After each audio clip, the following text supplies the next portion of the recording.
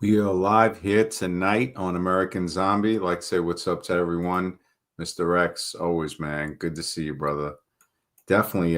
This stream, I had typed in some things about microchipping, and we knew a while back about Sweden was leading the world in microchips in people, basically. So if anybody types into Sweden, have over 30,000 of their population with computer chips in the hand. The AI overview, the answer is yes, basically. A significant number of people with microchips. Now, this is the AI overview. While specific real time numbers vary, so there's differences in there. Mr. X, what's up, bro? Welcome to the show. Good to see you, MD. Yep, I'm just going to sit here and listen and want to hear the intro because I'm sure it's going to be good. Thanks, man. Good to see you too, man. This microchipping thing, I wonder how it's going to surface. Like, will it be something that's already in us? Is it going to be the card is already a chip we carry around with it. The phone is basically a surveillance device that is used to surveil us and that has us using it to surveil others. When you see all of the phone videos and stuff like that, which some are good, some are not. But it says here that the early adoption for Sweden was around 2018. 3 to 4,000 Swedes had a chip by 2018. It says here on Google, and used for various functions like unlocking doors or payments. And you think about that. It's the complacency, the comfort, the comfortable slavery became a growing trend in a few years later. And estimates from scientific literature suggested this number could have grown to between 50,000 and 100,000 people in Sweden. The technology is basically the rice grain chips, RFID technology. The people use them for convenience. So again, it seems like they're going to push it in as fashion. Like they already have it, I think, on women's fingernails. They can put a chip on the fingernail and wave it. And soon enough, it'll come to where they'll run a story on the fingernail breaking or somebody being able to take the fingernail off a person and use their chip. So why not put it in the pinky? It's already in the hand of many people in Sweden that from reports are saying that. So other countries, as I scroll down, it says yes, some people have in Sweden have voluntarily had microchips.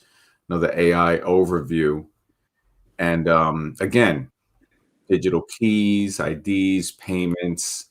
The phone they're saying might not even be around in about 5 to 10 years. They're going to have the implantables, direct to head. I mean, this is going in an AI direction that is going to be hard to track.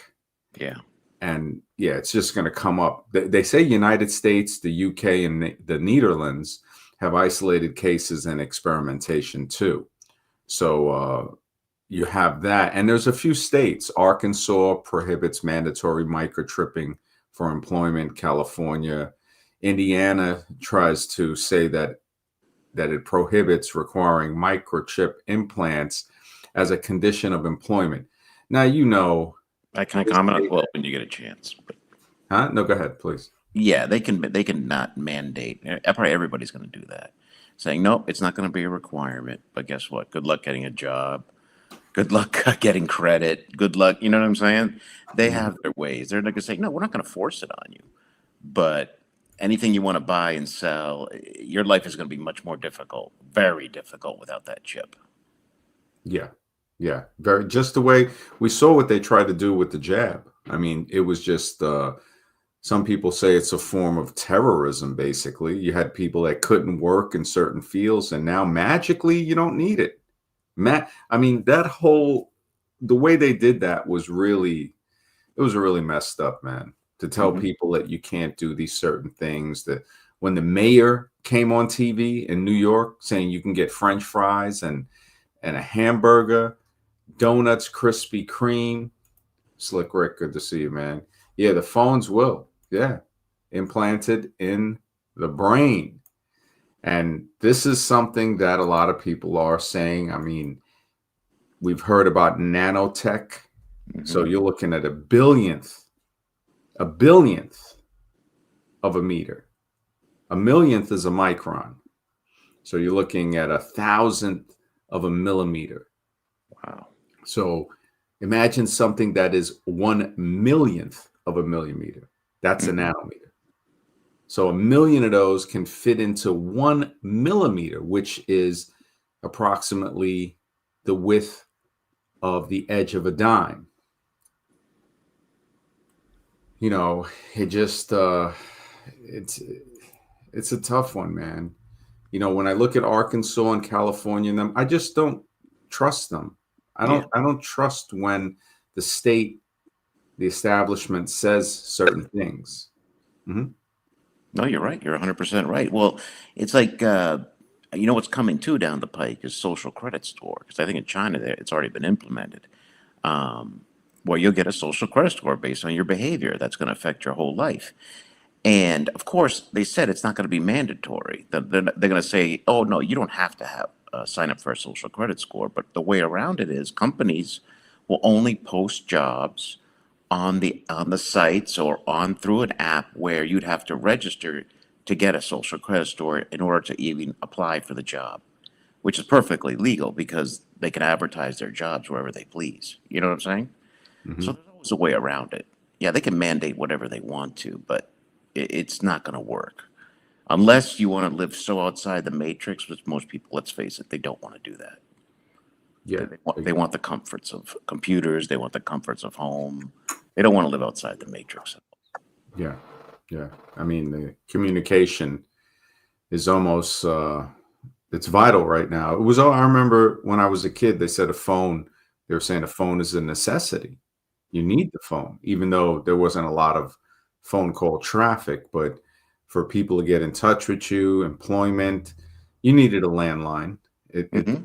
uh, and then as it went into computers, if you needed to be online, you really needed two phone lines, or it was going to tie up the regular phone line where people couldn't call you unless you were offline, and it took a lot longer back then.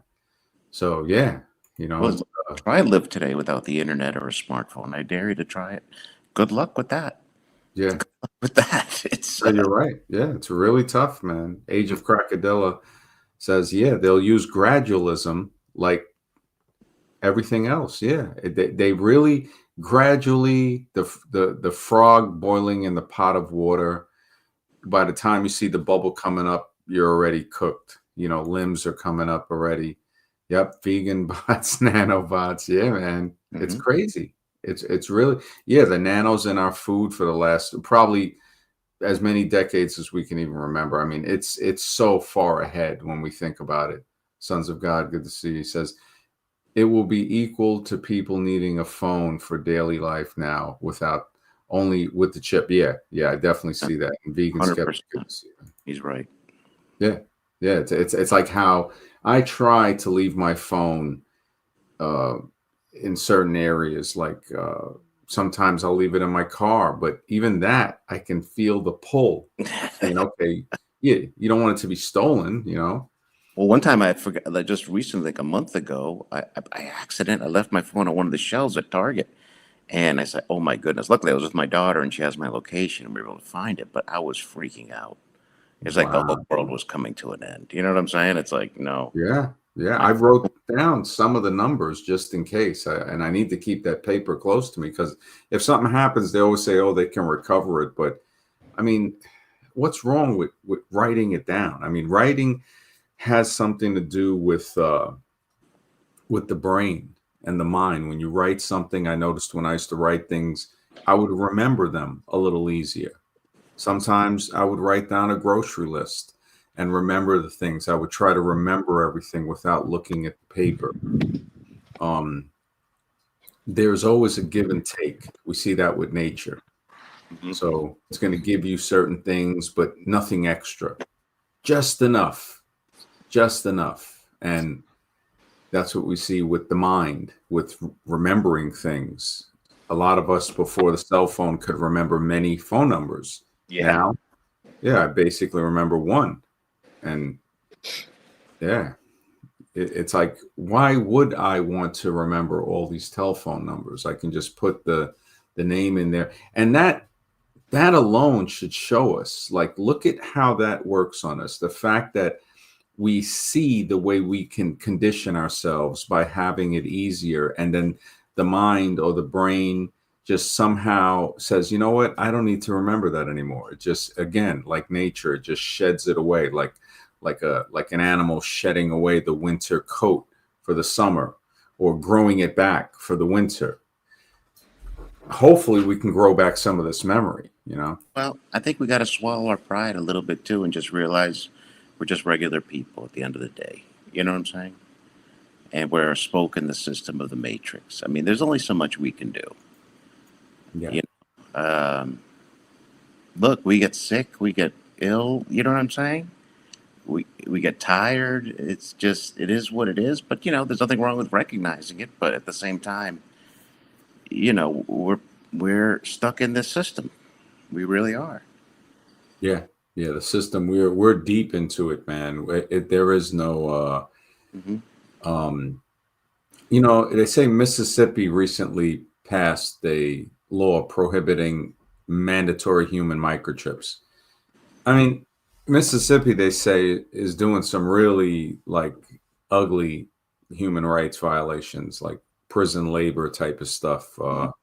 really messed up. And Mississippi was definitely not the friendliest states to most people. Sure.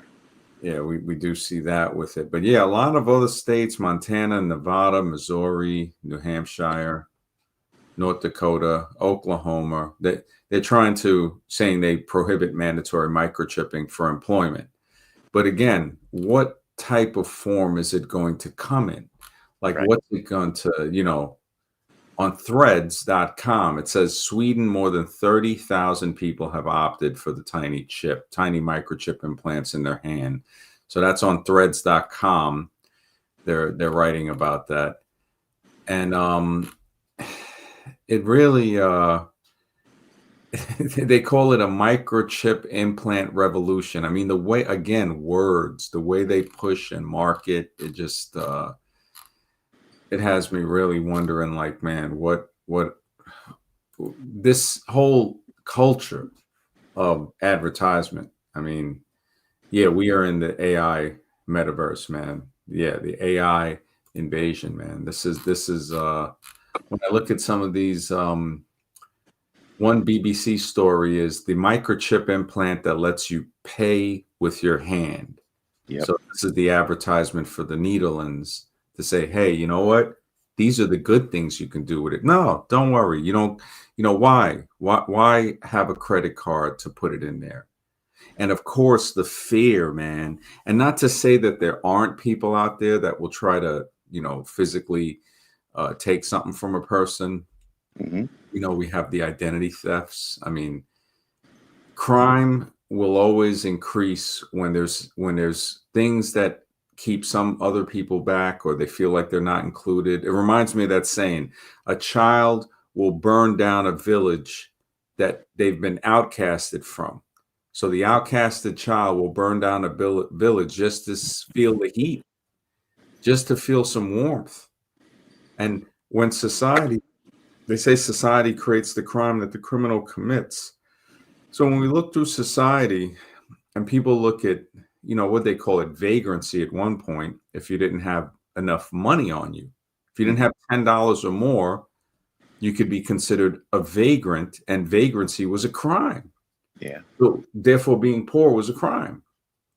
And when you look at stray animals and stray people, which they would rather classify them as something else, that indicates a serious problem in the government of that society. To see how the people at the other end of the spectrum are living, and to see the decadence of the people in the middle that don't even acknowledge when you have these guys with billions of dollars. That, hey, it's one thing to have that, but it's a whole different thing to think that people should feel sorry for you. I mean, when Musk came out with that statement, if he was the one that typed it in, I mean, he need, regardless of if somebody else, like somebody working for him did that, he has to be held accountable for anything they say, because it comes down to, if he doesn't, then, oh, if he says something that's good, he takes credit for. If it's bad, it wasn't him, and that's not good. That's not good at all. Nazi says they're removing MetroCard soon. Wow. New York, New York really is the best testing lab, man. New York, yeah, it's crazy, man. Professor Meeks, good to see you, man. He says the chip will be a fashion statement pushed by celebrities. Exactly, man. The celebrities, and this is, I don't really understand how someone can trust a celebrity.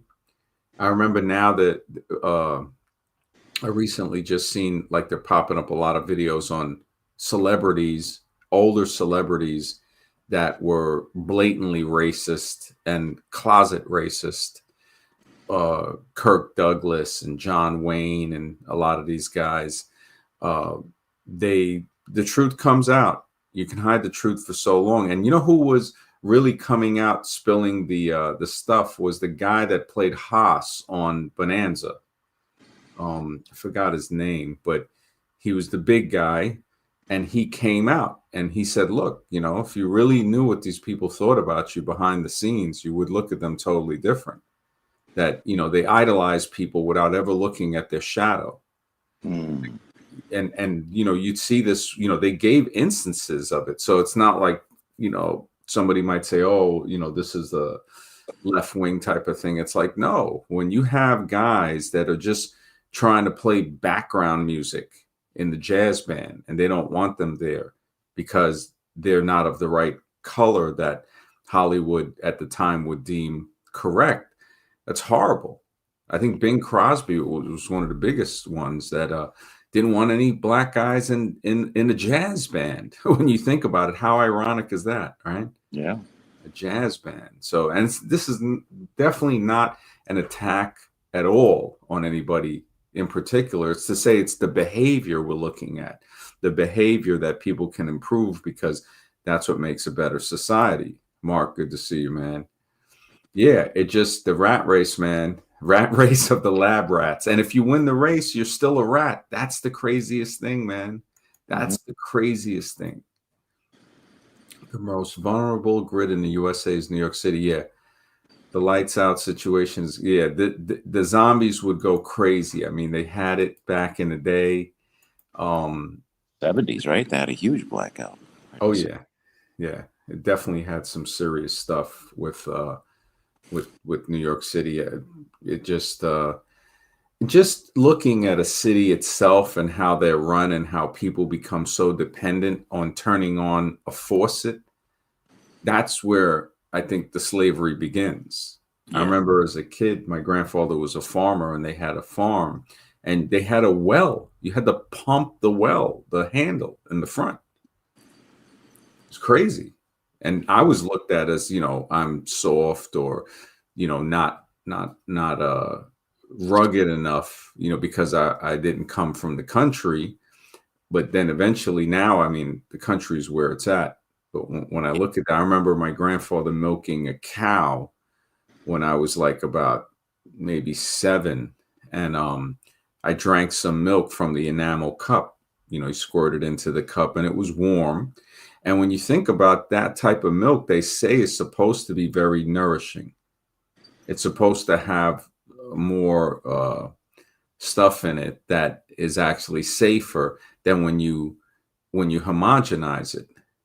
I think there was a guy, Andrus Angelus Vanderplanets, I think his name was. Odd character, ate raw meat and stuff like that, and even raw meat that was actually to the point of it being rotten, like Mm. organs. And I mean, he went a little overboard. I can't. That I mean, I don't think I can mess with that. But he did bring up some good points on milk. That when milk is raw, he's saying that and I'd have to look into this, that less types of bacteria, certain types won't grow on it. But when it's homogenized and cooled down, then they can grow on that. So I guess it possibly eliminates something that would prevent the growth when it's in the raw state.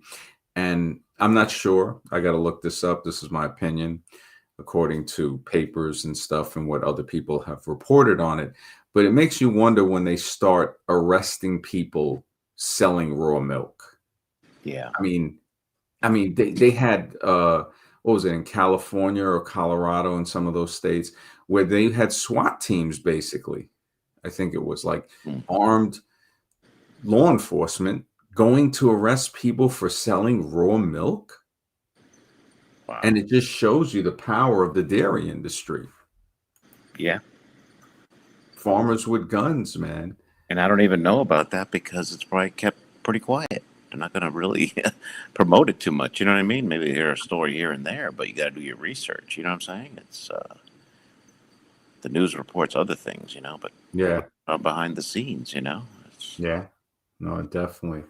Yeah, Meeks says that, yeah, the goat's milk. I've heard about, I've tried a little bit of the cheese. I don't think I can mess with the tongue, man, and the lung. They're saying that the lungs actually, some of it might not be too healthy. The brain, I can't mess with it, bro. I hear you. I hear what you're saying. There's some people, my father used to be into that, the tongue and the heart and all of that. And I'm like, I can't. There's a dish from Scotland. It was like stuffed sheep's heart or something like that, and they forbade it from being in coming to America. They're like, look, we don't, we have laws that say you can't eat the heart or the lungs of certain animals. I mean, I just don't see it, man. I just don't see it. I think yeah. I think if I had to go that route, I would probably just be more vegetarian. I'd probably eat some meat without a doubt, but hmm yeah, it's a tough one, man. The But whole the age too. Like, look at this chip. It could probably have all our medical information on there. Who knows what else it could do? It may be able to contact 911 in the event we're having a heart attack. I mean, and it's when, like, look at it this way. You weren't required to take the jab, but that didn't free you from not getting the illness. You know what I'm saying?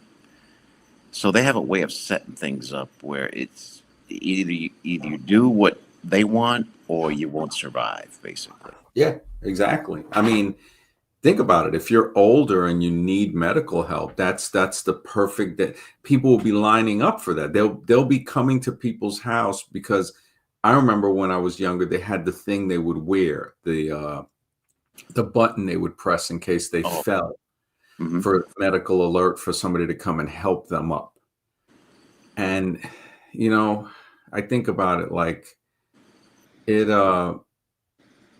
those people or people in those type of positions would welcome it, to say, yeah, oh really, so you'll know if that person falls just by the orientation of the chip, or something that they can tell if the person is uh vertical as opposed to horizontal, hmm or maybe the person could just squeeze their hand and it gives off that, the phone will ring or something. Or I mean, and there's theories of people saying that the food is meant to keep people in a state of perpetual need.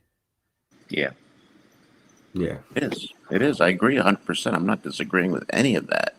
I'm just saying we're stuck in the matrix, whether we like it or not. I mean, if you want to be outside the matrix, go right ahead, but most likely you won't survive very long. Yeah.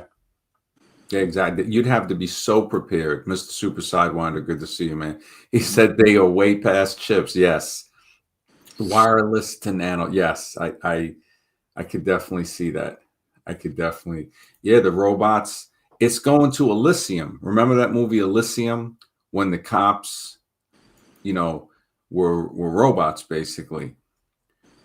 Yeah, the secret golden rule. You got a really good point with that, man.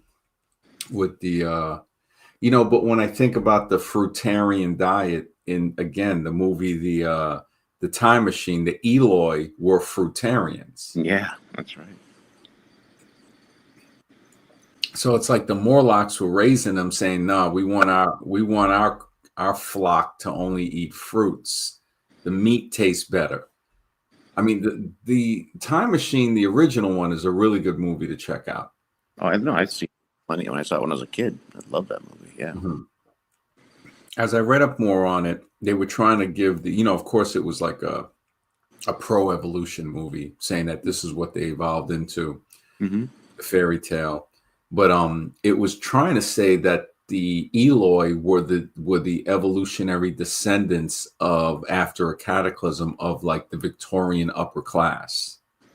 And Mm-hmm. because they had become so complacent and soft and uh, basically like Eloi, and then the working class, the underclass, became, they try to say in the description, like an ape-like, again, going back to the ape-like um, carnivore that lived underground and would lure them into the caves. But um, when you look at it, I mean, the updated one of the Time Machine was a little better in explaining some parts of the Morlocks, with like a head or an upper caste system of, of the Morlocks that were like telepathic, Mm-hmm. had certain powers of the mind. Um, it was it was a mind-provoking movie. It was a mind-provoking movie. The original one, really deep, really deep. The second one, not bad, not bad. Um, it was okay. It was okay. But the first one, the Eloy, yeah, man, a lot of Eloy, comfortable Eloy, basically. But the nanotech stuff, it just, yeah, this is and that's why I was saying, we don't know, how is this micro, are they already in us? Yeah. Yeah. We never even know that. There might be one they put in that's not optional. You know. Sure. A nano-sized microchip can be eaten without even knowing. Yeah. A micro-sized one, much less than nano-sized, which is a thousand times smaller. Mm-hmm. I mean, we could, what was that thing they had? They call it smart dust. Mm-hmm. So microchip dust.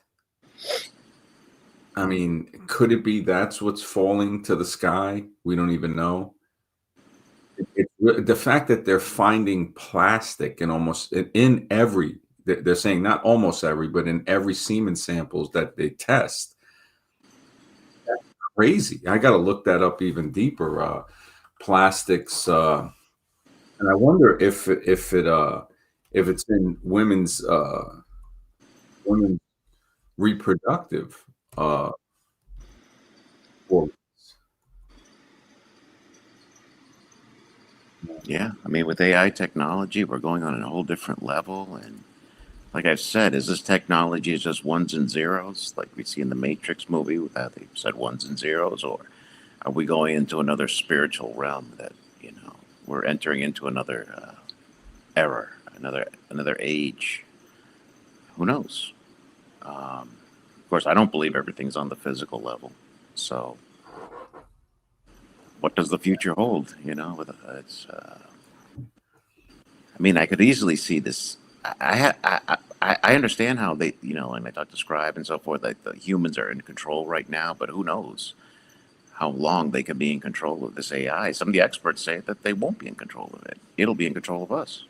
Yeah, yeah, yeah, exactly. It's makes me wonder, would could humans have been created by some type of machine or some type of robots, that whatever it was. I mean, these are areas that we start to think in when we break the spell of evolution, Hmm. the spell of religion, of organized, like a mental cage, that there are some religious people that are good people, I would say. A lot of them are very much controlled, and if they're controlled, then they can be pushed to do things that aren't that good. There's only a few that can break the spell. Yeah. And look at society. Look at the ancient civilizations, and we tried to understand what were they doing back there. Well, it seems like the farther we go back in time, the more advanced we get. It doesn't seem like we're actually evolving from a simpler Yeah, organism. There was a more exactly. advanced society out there. Exactly. Yeah. I mean, just adaptation alone. Anything that can adapt, which we see many animals do, every life form does, it shows that adaptation is not random. It's directed and Mhm. influenced by environment. Well, the ones that can't adapt, they'll go extinct also. Yeah, if it doesn't adapt or if the environment changes in a way where it can't adapt quick enough, but Mhm. just the fact that some can adapt quick enough shows direction. It doesn't show randomness. No, no, not, it's even evolution requires some type of standard to evolve to, and it requires somebody to create that standard. If you want to believe nothing creates a standard, fine, but that's a belief. I mean, well, even if we take out something creating it, if we just look at the basic mechanism of adaptation to environment, we Hmm. start to see that that's not random. Right. It's not randomly adapting to the environment, it's directly. It has a direction. So it shows that it's not random. And just simple observations like that totally destroy the theory. Brandon Lowe, good to see you, man. Yeah, it just totally destroys it, man. Transhumans, good to see you, Nate. We're turning ourselves into robots on purpose. Yeah, man, people are gonna pull that. They they idolize it, man. Timbo, good to see you, man. He says Orlando Jones played an AI technology in the time machine. Yes, yes, exactly. He was the guy that was the AI holographic museum guide actually in the newer Oh, the newer one, yeah. I yeah, forgot about that one. I yeah. did see it, but I forgot about that movie. There was a point where the guy, I forgot the guy's name that played the lead, but he comes back, hundreds of thousands of years, and the AI, the library's still there, and the AI is functional, but like some of the things, are different. And he goes, "Well, what about this?" And he asked them a question about I think something to do about the surface inhabitants or something. And he said those were he made a gesture saying "bad" like a sheep, and he caught it right away. He was like, "Whoa!" So it's like, yeah. So they're basically being farmed by humans that are underground, and it Mm. makes you wonder about what we're in right now. Like, I wouldn't put it past some people being farmed. I mean, there is instances. There's tribes. I think they say in South America they have a thing called a laughing disease that is created from the ingestion of same species meat. Uh, and I forgot the name of the tribe, but I think it's in South America. And it also causes what they call CJD, I think, Creutzfeldt-Jakob disease, which is what they call mad cow disease in humans. I think that's what they label it, in my opinion. Are you talking So, about cannibalism? the what? Cannibalism, are you talking Yeah, about? yeah, there's a tribe in South America. Let me see if I can find. Oh, now before I say that, I was looking something up about microplastics detected in follicular fluid too. So that's the fluid that surrounds the egg in an ovarian follicle. So Gee. it's in the fluid surrounding egg, and it's in 55% of certain seminal fluid samples. So some studies show 100%, some studies 55%. But the fact that it's in over 50% of the samples, 69% of the follicular fluid samples. So in the egg fluid samples of females and the semen of males, we're basically becoming plastic um, human beings. Cannibal tribes in South America. So I remember this from a while back. That's if it's still okay. It's the Tupinamba in Brazil and Caribs of the Orinoco region, the Caribbean, were reported to practice ritual cannibalism. This is AI overview on Google, often linked to warfare, absorbing enemy strength. We've heard that crazy stuff about some people saying they eat another enemy's heart. I'm not too sure about that. I mean, Sounds a little crazy, but you never know. I mean, stuff we see today, you can't put it past. Honoring the dead with accounts of early explorers, Columbus. I mean, I wouldn't put it past them for doing that. But yeah, they have the Wari in Bolivia, the KTS in Brazil, the PRO. Wow, Venezuela, Brazil, uh, Kalinago in the Caribbean. They got a lot of these, man. Mm.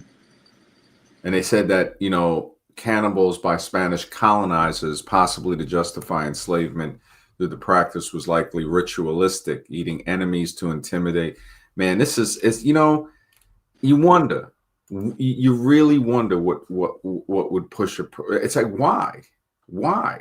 It's taught based. I mean, I don't know. I honestly don't know if Columbus was, but I'll tell you one thing: it don't seem too much stuff saying that they weren't. I wouldn't put it.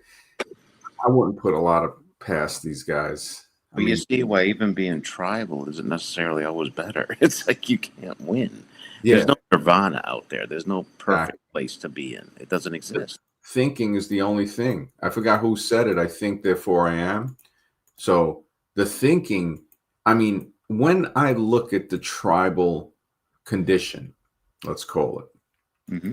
it to me it looks like we can look right now and see that if it had to go back to like an Amish type of thing, but going back to that through a cataclysm, people could be living in tribes, and then over thousands and 10,000s of years, and maybe more, 100,000 years, people would be living very similar to tribal lives with legends and myths about flying vehicles and Hmm. stuff like that there would be no trace of, say, 250,000 years from now. Everything is going to degrade to where, like, when we find some of these old artifacts and they're encrusted or, you know, too unbelievable to acknowledge, to say, no, this must have been something different, when reality is stranger than fiction. Yeah. And they weren't peaceful either. I mean, they made weapons. It's not as sophisticated as, a first world country. They made their spears and arrows Mhm. and rocks, and they had weapons too. Yeah. Yeah. Yeah. Well, I think uh, we would do the same if we were Yeah. pushed back to have to live to that. We would have certain things, and then maybe some knowledge would be re-engineered eventually in the future, the way it seems like this civilization seems to have been re-engineered from older, like, stuff that was technological, like how we showed already the we showed in the churches that they have these hidden schematics on the floor. Hmm. When you look at the schematic of the ancient knowledge on the floor, that can be brought back and made into a resonator. I mean, it's kind of letting us know, like, look, this knowledge was encoded Yes. into this. It Can't be. wasn't by chance of what we see. No. Everything was encoded, like the Fibonacci sequence. They try to, again, bring it to the more modern times. Oh, this is no. They had knowledge of this back in the over 2,200 years ago. Chandasatra from the 3rd to 2nd century BCE used a recursive formula to count syllable patterns in poetic meters, showing that this is where the Fibonacci numbers came from. So it goes way back. It generated a sequence known as Fibonacci numbers. And Pingala called the sequence Mathramaru. So another Indian mathematician, such as Virahanka in 700 AD. So you're looking hundreds of years before another one, Hemachandra, expanded in 1150 AD. And then when did the Fibonacci thing come around? 1202. So we can track this. It's really great that we can track these type of things now, and even before with libraries and stuff. But it takes research to do it. It takes research. Let me see. if they have anything on the CJD. So they're saying the cannibalism. Wow, this is really brutal, man. The Yanomami tribes, South America, practice endocannibalism, eating their own deceased. That's crazy, man. That is, I mean, yeah, like you said, Mr. X, you can't win either way. You're not going to win. There is no nirvana here on earth. There's no perfect society. Wow. And they're saying cannibalism can lead to prion diseases, which that's what causes the neurodegenerative diseases that are fatal, basically. So just to see stuff like that happen with cattle, and then to see that it happens in humans, and to continue the feeding, because like we said, with all of the stuff that was going on, they stopped it in '06 because they thought that the chicken excrement would contain maybe some proteins from the cattle parts that they were feeding them. Mm-hmm. And then, of course, they're feeding that chicken excrement mixed back into feed for the cattle. I mean, thinking of that. And then now to know that you're going to need a chip to get your crack burger. So, I mean, just the fact that people are getting crap burgers makes me really, I mean, excrement burgers or fecal patties or something, whatever people want to call. Yeah, but it's. I mean, Oh, these tribal people, if they get exposed to other groups, they're so easily susceptible to dying because their immune system isn't set up for it. So it's what yeah. makes me wonder, Hmm. you see, again, because that's what we're told, right? Hmm. So it makes me wonder, was it really that? Was it really the fact that they're saying, oh, they brought this over? It's funny that they say the Vikings came over hundreds of years before Columbus, and none of that magically happened. And there's plenty of proof that the Vikings did come over. I think it was over in Nova Scotia. They have some Yeah, symbols of the Vikings. Yeah, so that's yeah. 100% true. Yeah. And even across parts of northern Canada and stuff, uh, Greenland, um, definitely encountering Eskimo people. So it's like, well, see, just thinking about stuff like that, it makes you wonder, well, hey, what about that? Or like in the 1800s, when they said that there was like a lack of hygiene in a lot of the settlers, like they have the pictures and stuff.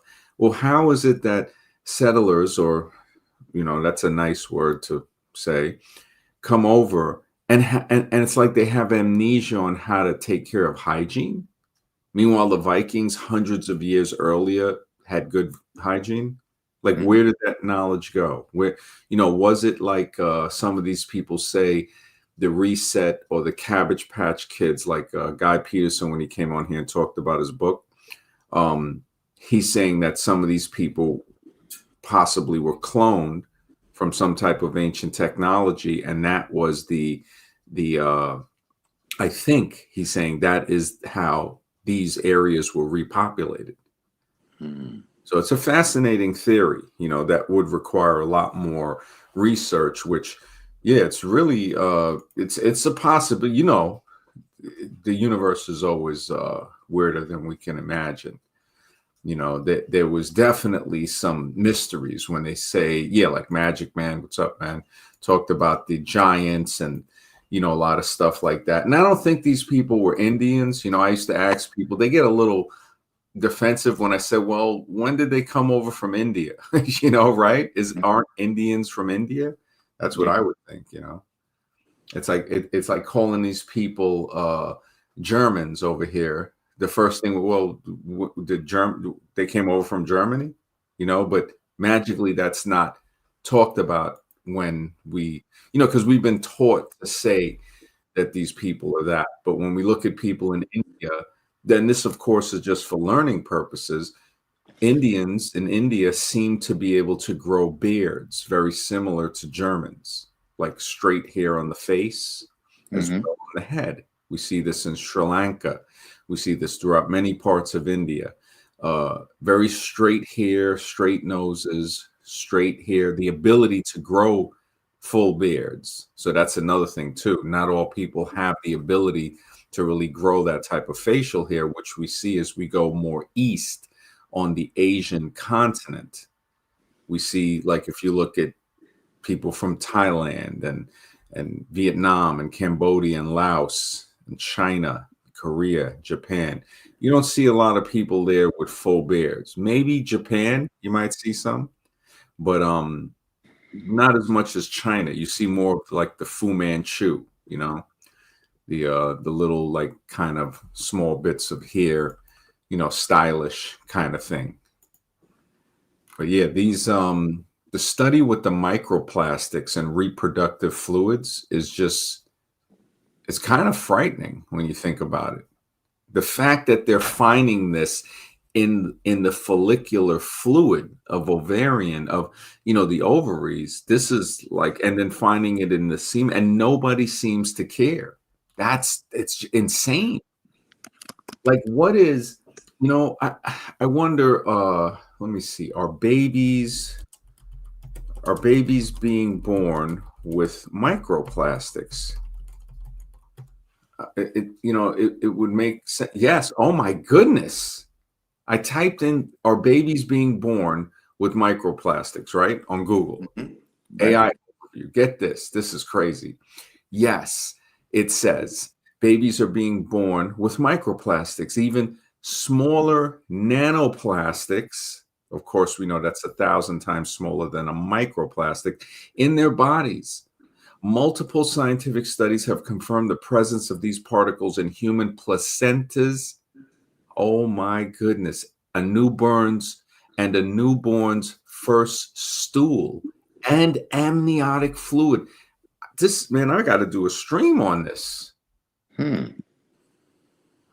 Oh my goodness. And when I did a stream on plastic zombies, of course, nobody really cared. You know, it's only the survivors of the zombie apocalypse like us and the people in the chat and people that hear about the channel that would even like think about caring about something like this, or even be kind of interested. The fact that nobody, you know, because I thought about that. I said, if it's in the semen samples, if it's in the follicular fluid, why would it? You know, I'm thinking it might have saturated the egg, but the fluid around the egg is enough.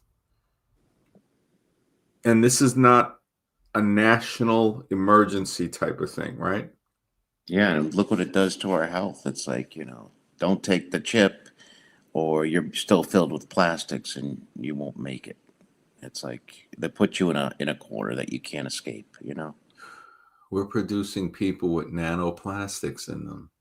Hmm. I mean, this is like, and it says that microplastics in the placenta and adverse pregnancy outcomes, such as fetal growth restriction and premature births, though the cause, though causation has not been definitively proven in humans. Wow. And what do we see on TV every minute? An advertisement from a pharmaceutical company, something we used to never see back in the 70s and 80s. But now it's every freaking commercial. You'll see a pharmaceutical company. Wow. Think there's a connection? You Oh know what I man, mean? it's crazy. They, you know, they say breast milk and formula. Microplastics have been detected in human breast milk and infant formula prepared in plastic bottles. With Mhm. one study estimated infants may ingest millions of particles daily from, wow, polypropylene bottles. That's crazy. Toys and environments. Yeah, you don't, the pacifiers just, I mean, that's like sad, man. The phthalates and stuff that could be in that air and diet, inhalation of airborne microplastics and nanoplastics. I would say nanoplastics would at least be easier airborne because they're 1,000 times smaller. And consumption of contaminated food and war, primary exposure routes.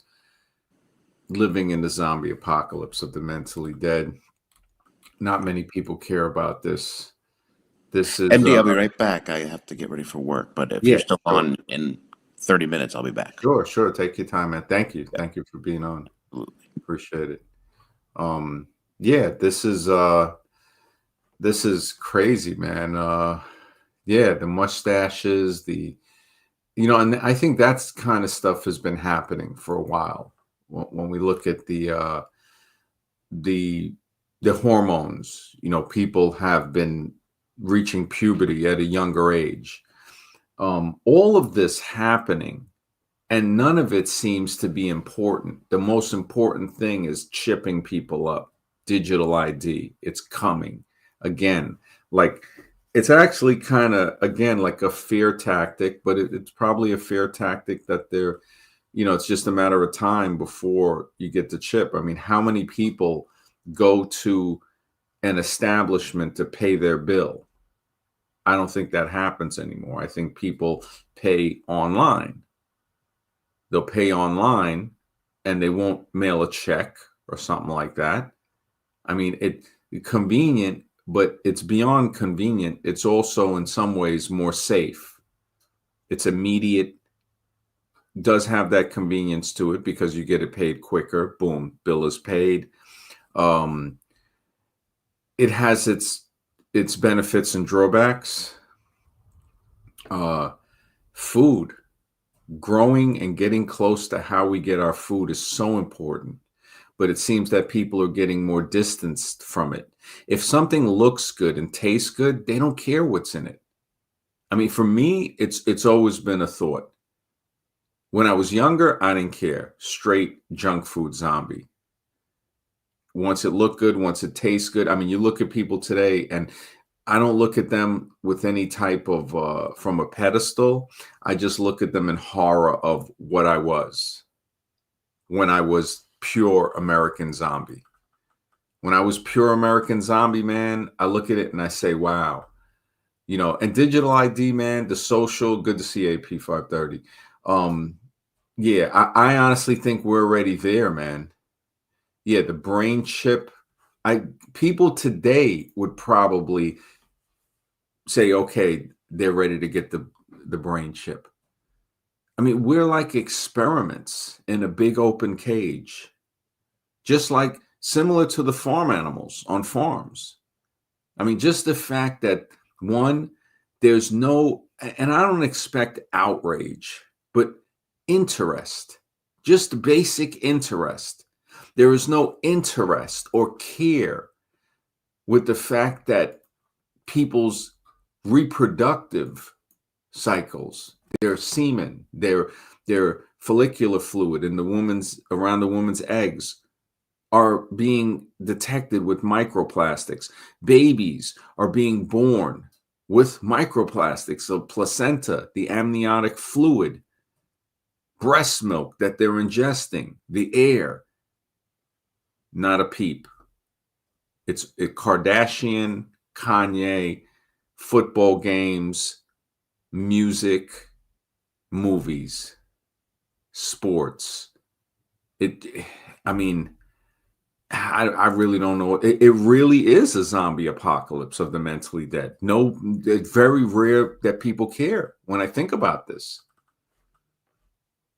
Yeah, and the zombies will eventually zombify us. If it's sort of like we're trying to get away from this, and it's everybody's like, hey, what's the problem? What do you mean, what's the problem? There's microplastics in placentas. People are being born with plastic in and around them, basically. The fact that we ingest so much, no, I think it's the apathy. The fact that the Japanese scientists were saying he detected nanoplastics and stuff in clouds. And what about picoplastics, things even smaller than nanoplastics? If it doesn't break down fully, well then, I mean, how further does it break down? I think I had like a chart here just to kind of teach people to say, look, man, this is important stuff. I don't know if I still have it here. Oh yeah, I think I do. Picoplastics. So that's a trillionth. And femto is a quadrillionth. And it's good to know these numbers. It's like, so a nanoplastic being basically it's a million times smaller, a million times smaller than a millimeter, right? So a million times smaller than a million. A millimeter, you see, it's about as thin as the edge of a dime. And a picometer would be a billion times smaller. A billion times smaller than a millimeter, because it's a trillionth of a meter. People wouldn't even understand that. Most people don't understand the difference between a nanoplastic and a microplastic, which is, you know, a 1,000-time difference. Sons of God says, and when you add in universal basic income, it would be incredibly hard to exist, man. Yeah, he's saying, and I wonder if he's saying for him. I mean, when I look at that, yeah, earned by your behavior. Exactly, man. Yep. It's been a social credit system when we saw what happened 5 years ago. The fact that we saw what was going on, and what did it do? It spawned the creation of Uber. It brought that in 100%. Uber. And certain other businesses were created out of the restriction of being able to travel. Even though the crazy thing is, they had doctors' offices and things like that were closed, but liquor stores were open. Liquor stores and fast food. The thinking person starts to see themselves as being more and more isolated. More and more isolated every time. It's like it slowly seems to be encroaching, like The Blob, like that movie The Blob, just getting closer to you until it touches you and then totally takes you over, man. But yeah, man, this is another level of control. I'm trying to find some of the as we looked at as the iceberg, man. You ain't gonna see everything from underneath that. You ain't gonna see. You see that top part, and then see how much is underneath the water. It's a beautiful thing, this shot. I'll give it to the person that took it. But we don't realize what is underneath there. Microplastics in the placenta of unborn babies, man. This is shocking. And with the digital ID, I wonder when it's going to come to that. What is it going to be? 10 years from now, maybe sooner, where kids are born and chipped possibly right away. So maybe the birth chip, kind of like the movie Gattaca. So not that you're not genetically altered, but you're not chipped. You weren't chipped at birth. You're unchipped. So you got unchipped versus chipped. Could be something like that. Unchipped versus chipped. Who's getting chipped up? Who's not getting chipped up? So the chips versus the unchipped. Or like in Gattaca, those who were created by the way of in vitro fertilization. So the specific saying, okay, look, these are the exact, we're going to put it into this egg right here. So this egg, we're not going to give any chance. This is the healthiest looking egg. We took it out, put it in a petri dish. We took the semen that was the most viable or whatever, put it together, put it back in her. Now that kid can be considered for certain upper management positions. And in Gattaca, the movie, it was great because some people, even though they had that done, they didn't reach the potential, the potential. Like the character Jerome, played by Jude Law, he basically won second place, and he had like crazy genetics, over 6 foot, extremely athletic, got the silver medal. And what he tried to do, straight Sioux fuel. And in the movie, he ended up being found out to be, it wasn't an accident. He threw himself in the front of the vehicle. And you look at somebody like Ethan Hawke's character, Anton, who wasn't even, I think it was Vincent Anton, because he said he wasn't worthy of his father's first name. He put it in his middle name, but his brother was worthy of it because he was genetically modified. And he actually took the identity of Jerome because he wanted to go into space. He wanted to do things like, he wanted to go on the mission, basically. Maddie, good to see you. Always salute. And so when you look at the Gattaca thing, it might come to where, oh, you're not chipped. I could see that now with people that aren't born with the chip already getting chip prejudice, straight bias for the chip.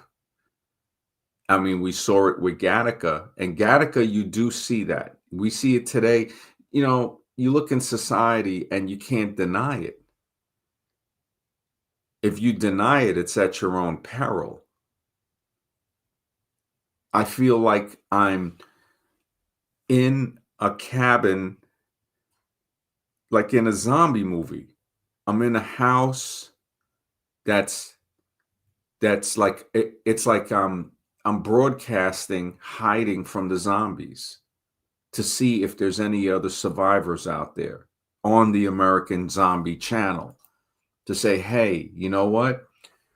Is there anybody out there? What was that? That was that song by Pink Floyd, right?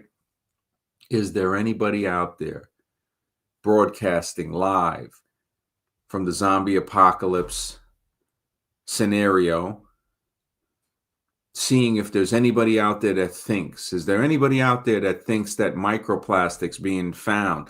You type it in, are babies being born with microplastics? Type it in and see the result. The result says yes, babies are being born with microplastics, even smaller nanoplastics in their body. So they're admitting to the fact that, hey, wait a minute, microplastics are kind of big. That's only a millionth of a meter. They're finding nanoplastics and possibly smaller, finding it in the placenta. And if somebody, if a zombie tries to say, well, that's just the placenta, it's not in the baby. Well, they're finding it in the baby, in the newborn's first stool. So in the first stool, they're finding the nanoplastics, and in the amniotic fluid, if that's not enough. The placenta transfer microplastics have been found on both the maternal and fetal sides of the placenta. Holy smoke. So it's going through the placenta, and that's microplastics. So nanoplastics are definitely getting through, as well as the chorioamniotic membranes. Holy smokes, indicating they can cross this vital barrier. But does anybody care in the zombie apocalypse? See, this is how we know we're in a real life zombie movie, because the stuff that I'm just mentioning, it's like, what? How does nobody care? Magic Man says genetically modified. Yeah, it can be brutal, brother. I feel for you, man. I never had to realize, because I'm 6'1", but I feel I was the one that listened to what the guys had to say, and they tried to chastise me for that, for just caring. DARPA has already created a biochip that the body will not reject. It was on their website a few years ago. Wow, thank you, Maddie. Holy smokes, man. Yeah, man, life can be brutal, bro. It can be brutal, man. We are in the zombie apocalypse of the mentally dead, the survivors searching to see who is still aware. How many, this is something, man.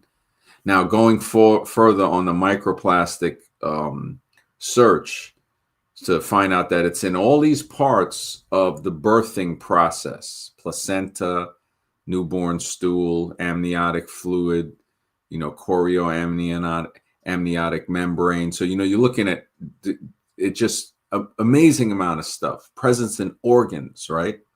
Animal studies have shown that after maternal exposure, these particles can translocate to the offspring's lungs liver, kidneys, heart, and brain tissue and persist after birth.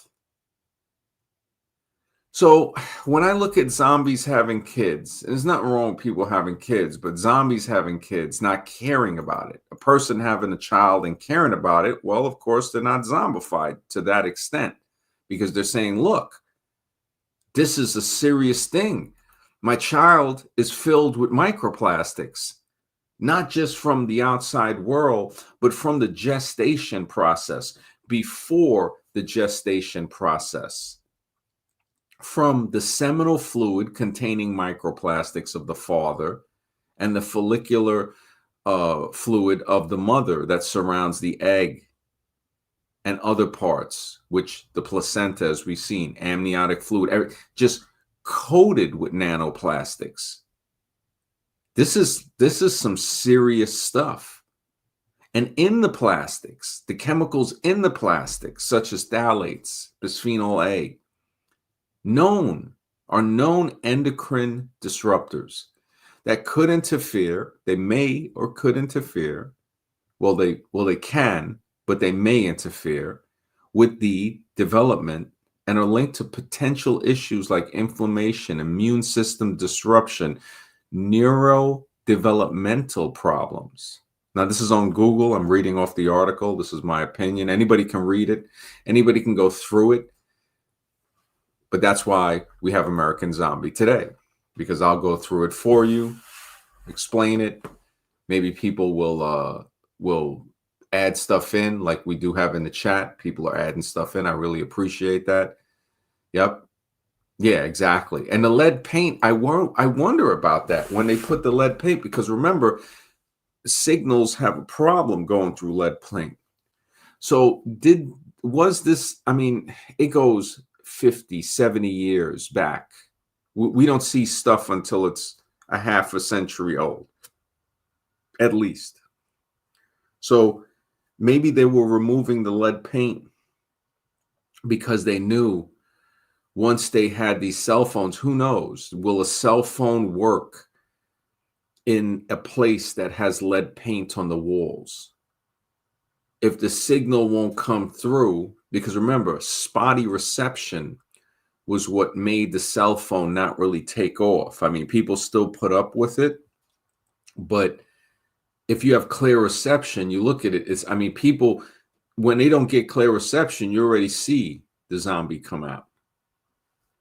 So it's like, did they plan? And then also now they're saying that people are saying they can use the Wi-Fi to use radio signal, like how they can see through a wall with thermal imaging, X-ray technology. Now they're saying they can use a sort of a Wi-Fi signal type of thing to map the room and whatever's in it, just by using Wi-Fi signals. It's getting beyond.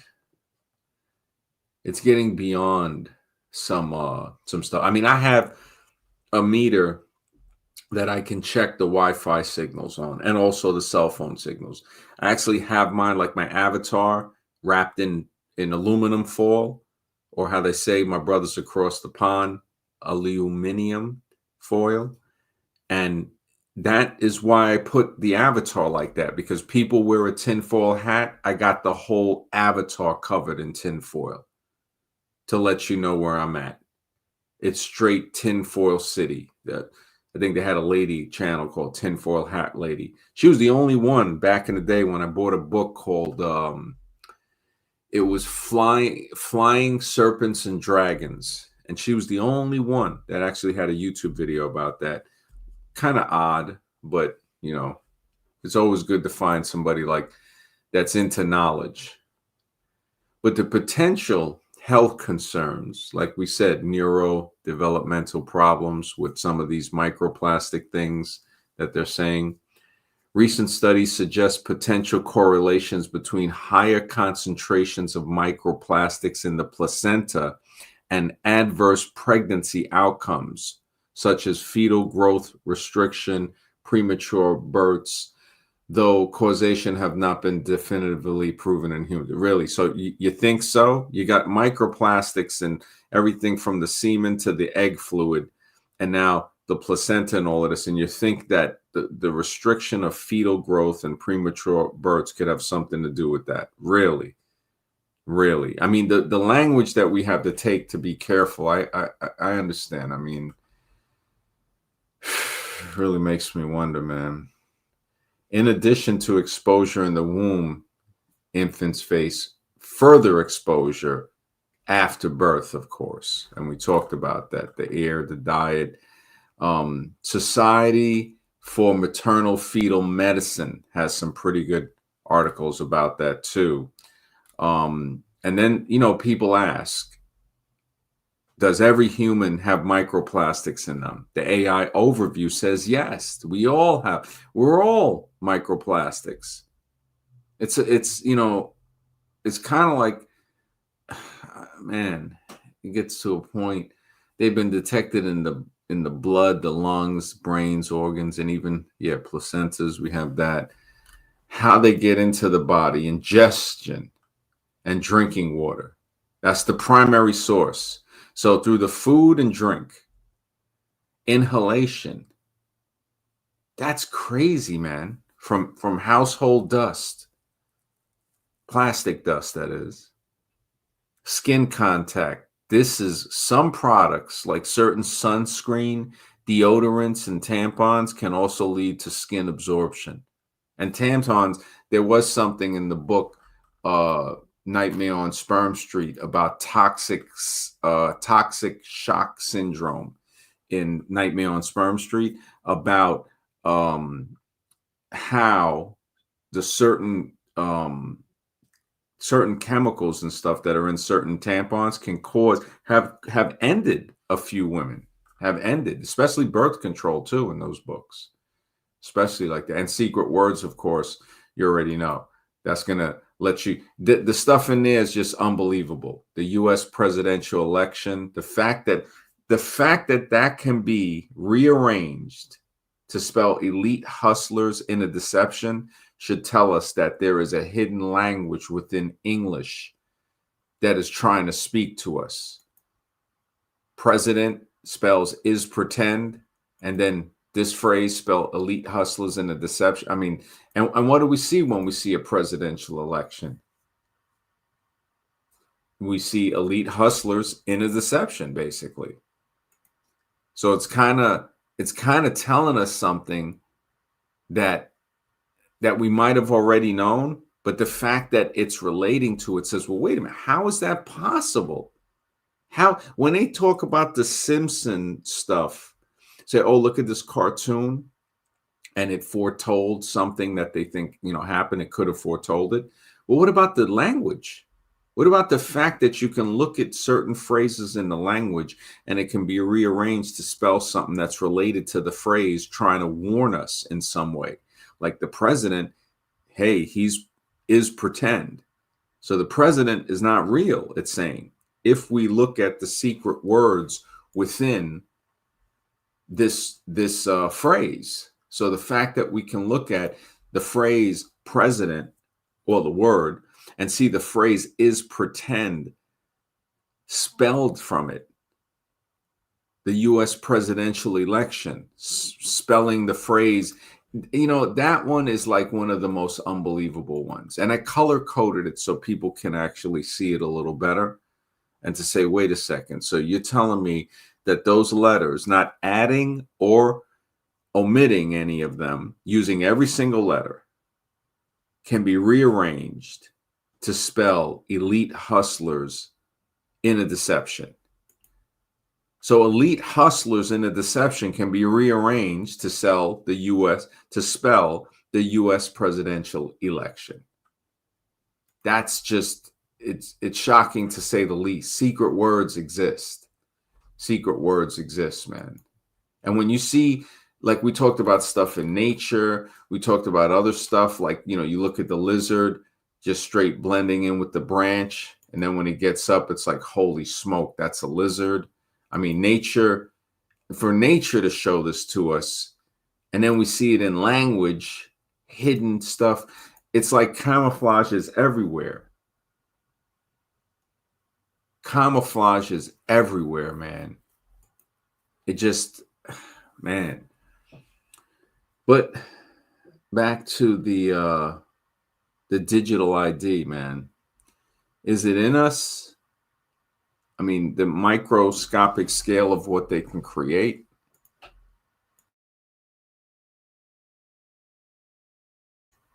makes me wonder. Really makes me wonder. I mean, we know when we look back in history, we see some crazy stuff, man. We see some real crazy stuff. I mean, just looking at some of the maps, when I look at this map here of the atrazine sprayed all over the US, and then to tell me that the green is with the states with atrazine in the drinking water, and it's probably in the other states too. They probably just do that to make you feel a little better. It's probably the entire continental USA. I mean, when you look at the spray here, I mean, how can and this is another thing. How can atrazine be sprayed where Alabama is, but then over here they say Alabama and Arkansas don't have it in the drinking water, but it's sprayed all over here, and even Georgia. It's all across Georgia, but oh, nah, we don't see it in the drinking water. I don't think that's true. Yeah, I don't think that's true, man. It just yeah, the stuff they've been putting in us since we were born, man. This is like serious, makes you wonder, man. Really makes you wonder. But yeah, going to the microplastic things, yeah, this is digital ID. When I type digital ID in, an electronic secure version of your personal identification stored on a smart device, allowing you to verify your identity. Face ID, touch ID. Man, I think about this. If I was a kid, I can see as a kid, we'd want this. We'd be like, yeah, sure. What's wrong with it? Because we don't know. And the kids growing up today don't have parents that might have a quarter of the brain power that we're using on this stream just to talk about certain things. They're like, what you talking about? The game is on. They're watching Lotto right now, political debates and stuff, thinking that their vote actually matters. So it's saying, hey, why should you get it? The risk and considerations, privacy concerns, right? So potential for tracking, ID checks, increased ID checks. So, hey, they're going to increase the ID checks. So that might be a reason to get it.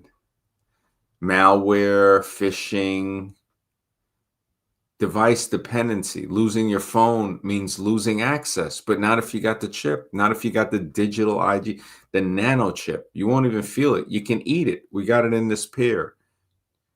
Limited acceptance, not universally accepted, especially for international travel. Yeah, if they're saying, look, what did they say before? They tried to put in a special passport, right? The magic potion passport.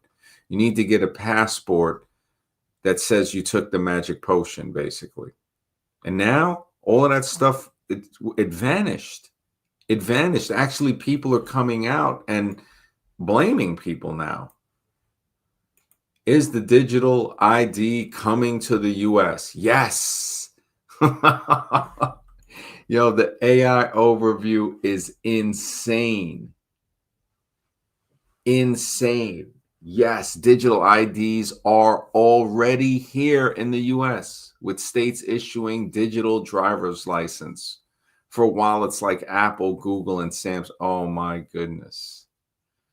Holy smokes. TSA accepting them for domestic air travel, 250 airports alongside federal initiatives. This is crazy, man. State level just before there was states saying, nah, we don't want to have them. And I said that they say that, and next thing you know, they're just going to roll out like they never said that before. And they have states that allow digital IDs in the Google, Samsung, stuff like that. TSA acceptance, digital passports, right? They were trying to get magic potion passports before. Now we got digital passports coming. How it works for travel, for security. That's what it is for travel, man. Hey, you know what? You need it for travel, man. Magic Man says, this definitely messed me up as a kid. Now, yeah, man, the stuff that's going on with certain things, and I got to say, this is my opinion. This is the opinion of the chat. To stay within YouTube guidelines, we're just saying this is a conversation about what we think to be our opinions. And yeah, if we could trust them. I don't think there's any trusting them. I mean, how many times does a person have to lie, or an entity have to lie to you or us, for us to get it? What was it? Nietzsche, I think, wrote, everything the state says is a lie. Everything they have is stolen. Kind of brutal, but true. I think for somebody to see that over a century ago, it makes you wonder. It makes you wonder. Yeah. Yeah, man. Really gets me to where so Utah and Texas, huh? That's kind of brutal. That's kind of brutal, man. Yeah, I mean, first things first is trying to work together and growing food. At least getting half the food. I mean, tomatoes grow like wildfire. You can grow certain types of lettuce within 30 to 50 days. They got these vertical gardens. They look cool, but they're made from plastic. So it makes me wonder. It's like, how much more? The fact that we have nanoplastics in the air, and they've detected plastics in clouds and stuff like that, it makes you wonder, man. It makes you wonder. How do you avoid it? You have to wear basically not just a mask like the face mask, but you got to wear like a helmet with a breathing apparatus that goes through filters, sealed, because if these are nano billionth, I mean, that stuff will get in through your eyes, through your ears. I mean, it's any orifice, and even the skin. They were saying on one of them, right? Like it can be pulled in through the skin, and you can get the chemicals from plastics through the skin, like the BPA, the bisphenol A, from the receipts. When you hold a receipt, you're pulling it in through the pores, pulling in the endocrine disruptor, as some studies would say, through the pores on the skin. I mean, yeah, absorbed. Yeah, taking the Amish, even the Amish is getting, yeah, they're getting some microplastic clouds. They're definitely, there's, it's kind of tough. It's kind of tough. They might be able to resist the digital ID for a while, but who knows what's coming, man? Who knows what is really coming? How to avoid microplastics for babies? Well, people getting the chip. I mean, it's really messed up. They're saying that high phthalate levels in the womb may be associated with asthma. And then what do they do for that? Medication, not reduced exposure, because there is no reduced exposure. It's as if we're inundated with it. And it's like, the fact that you got a question here that says, are microplastics dangerous for babies? Says, I mean, that's a zombie question. That's like saying, hey, if you tell me they're not, I'll believe you. What type of stuff is that? What type of stuff is that? It's ridiculous, man. Yeah, there is a lot of, I mean, we have a point where, again, like the atrazine, like I said, the fact that atrazine has been shown in tests, Tyrone Hayes, the researcher, you can look up his research talking about, these are the things that are changing gender on certain animals. The studies, I would say, look them up, read them, and it's shocking. Like when you read stuff like this, like when I was reading off the microplastic stuff, and you see that nobody really cares, that's when maybe the zombie apocalypse of the mentally dead feeling will start to come and seem to be real, to say, you know what, this might be a real thing. But it seems so unreal. It seems so unreal. I mean, Ziploc bags made of plastic, polyethylene, polypropylene. I mean, this is a chemical experiment, and it's saying, look, wrap that food in it, man. It's like put the food in this chemical experimental container. And we do. We do. We're like, yeah, man.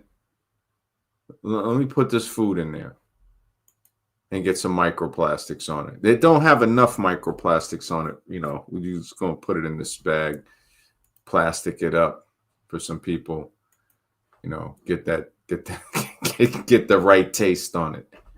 Microplastic sandwiches. It's like, hey, sent my kid to school today with, with some good food wrapped in microplastics. It just saran wrap. You look at saran wrap, man. I remember reading articles years ago about when you cover like a bowl and you put it in the fridge. Say it's a bowl with some chopped up onions or something, or tomatoes, which you shouldn't put tomatoes in the fridge, honestly. But say it's onions. Now, in the fridge, it gets some condensation, and you'll see little droplets on the inside of that plastic dripping into the onions that are in the bowl because the plastic is covered on it. Those droplets are containing crazy amounts. I don't even know what to say. It's like liquid plastic getting dropped onto the food. That's why with me, when I have to do something like that, I'll put a piece of wax paper and then put the plastic on top of that and then cover it with the covering. Because sometimes the covering to a glass bowl will be plastic, and people say, well, I'm putting it in glass. It's like, yeah, but the plastic lid on top of that is condensating plastic liquid, basically, with microplastics, and who knows what's in it, phthalates, stuff like that. So you put a piece of wax paper, then put your plastic lid on.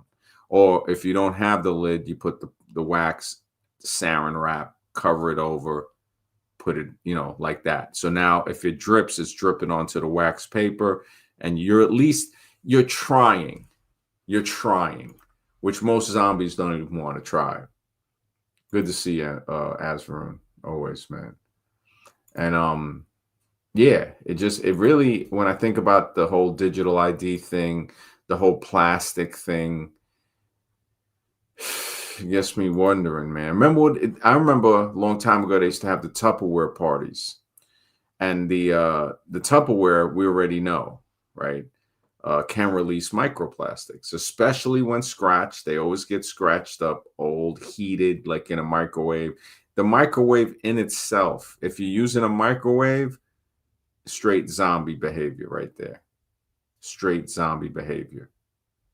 Microwave. It's like, wait a couple of seconds and heat your food up, man, like a normal person.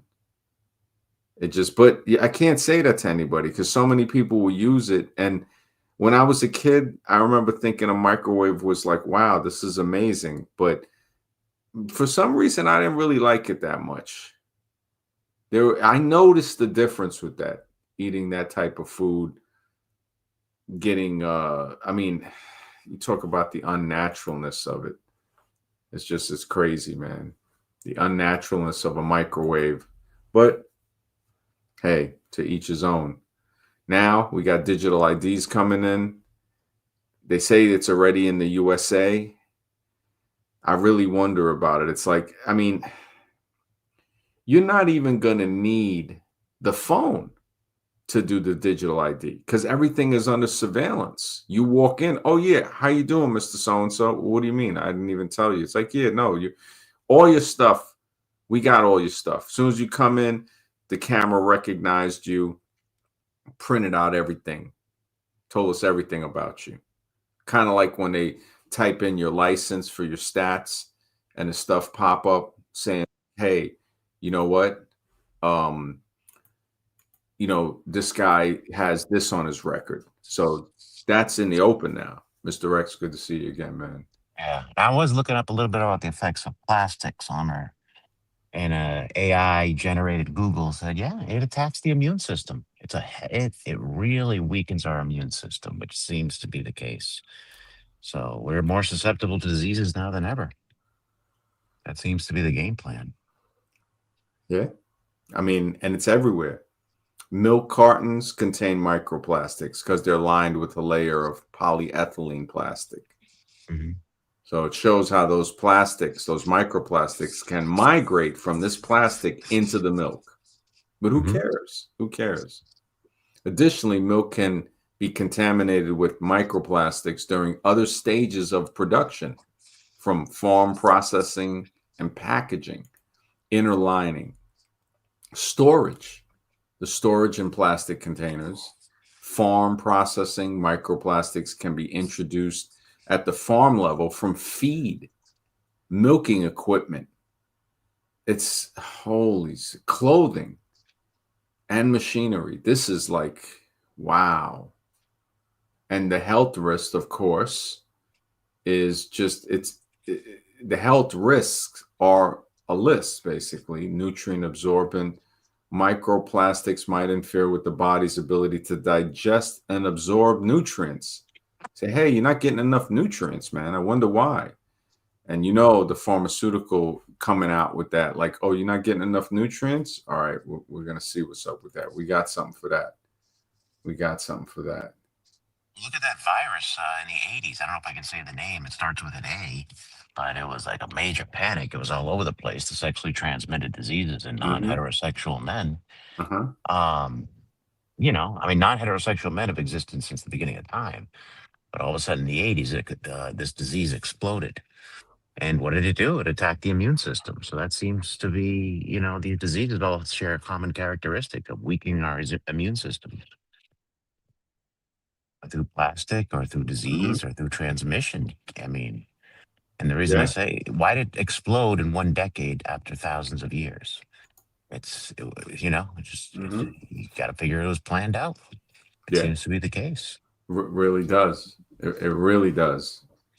We have Outcast Metal Child says, after learning microwaves literally destroy the nutritional value in your food, I no longer touch. Yeah, man, I can't mess with it, man. And that's our opinion on that. Um, I'm a microwave zombie, unfortunately. yeah, the microwave, man. I mean, do you do it because of time constraint? Time. Yeah. Yeah. I Wow. mean, think about it. Most people got to work. They're on a, they don't have Yeah, yeah, time. They don't have the time. yeah. They get you with that. I mean, I take a couple minutes sometimes. Uh, I'll make simple stuff, but the mic is kind of, yeah, I can't do. I don't have one anymore, but yeah, it Mm. just I have to take a couple seconds, heat it up. I used to use a toaster oven actually heats stuff up pretty quickly, man. Yeah, the air fryers. It's an issue of convenience and time. It really Yeah, is. but if you're gonna do air fry, those have been put on blast too Oh, with the really? plastics. Yeah. Oh yeah. You got to Yeah. get the right one. Like man, yeah. You can't win because even then, the foods are still going to have something in them. You know what I mean? Even if you do I it mean, through yeah, we can minimize. cooking, we can At least minimize. yeah, Yeah. at least we can minimize. It's kind of like saying, okay, I'll minimize it to a point to try to prevent. But I hear what you're saying. I definitely hear what you're saying. Mr. Dunham says, yes, they plan to eliminate the cell phone with the device that connects to you. Literally. Timbo, good to see you. He says, even though solo paper cuts have a plastic lining. Yep, exactly. You put, yeah, plastic rice. Yeah, I've heard about the plastic rice. I have seen the videos.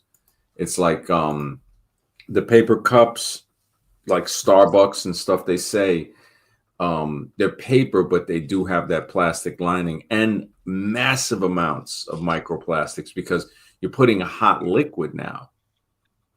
Maybe drinking something cold might be better, but who knows? The cold might cause it to flake off. Hmm. The hot might cause it to be absorbed. It's like I try to drink most of my stuff out of a glass or like a teacup, like a ceramic. So at least I know, all right. But then I'm washing it with a sponge. And they say that the hemp is better because the hemp sponge, I don't know where to get that. Probably online, but I really don't like ordering too many things online, man. And then is the product, is it what it says it is? I mean, Yep, you're putting, either way, you have to trust the manufacturer to exactly. come through. So it's, but the thing about this chip also, it's, guess what? You can say, I won't take the chip. I won't take it. I refuse. But guess what? AI, you're not going to refuse. It's here. It's coming. It's going to affect you. You can't escape AI. It's going to be all around us. Just like in that movie where he went to the AI that was all around him. He had to go to him to ask him questions. It's just, you cannot escape this because they're going to implement it in everything we do. Yeah. You get summoned to court or whatever, you're going to be dealing with an AI probably, checking all your information and everything. You're going to fly a plane. There's probably going to be an AI involved. Yeah. Yeah. AI is everywhere and it's just Mhm. growing. Yes. Exponentially too. It's moving fast. I've heard a recent report. It's already taken millions of jobs in customer service and so forth. And it was in like the under 10 million, but they predicted by the end of this year to be over 75 million. And we're seeing a lot of layoffs right now. It's starting. Hmm. Yeah, a lot of consolidation going on.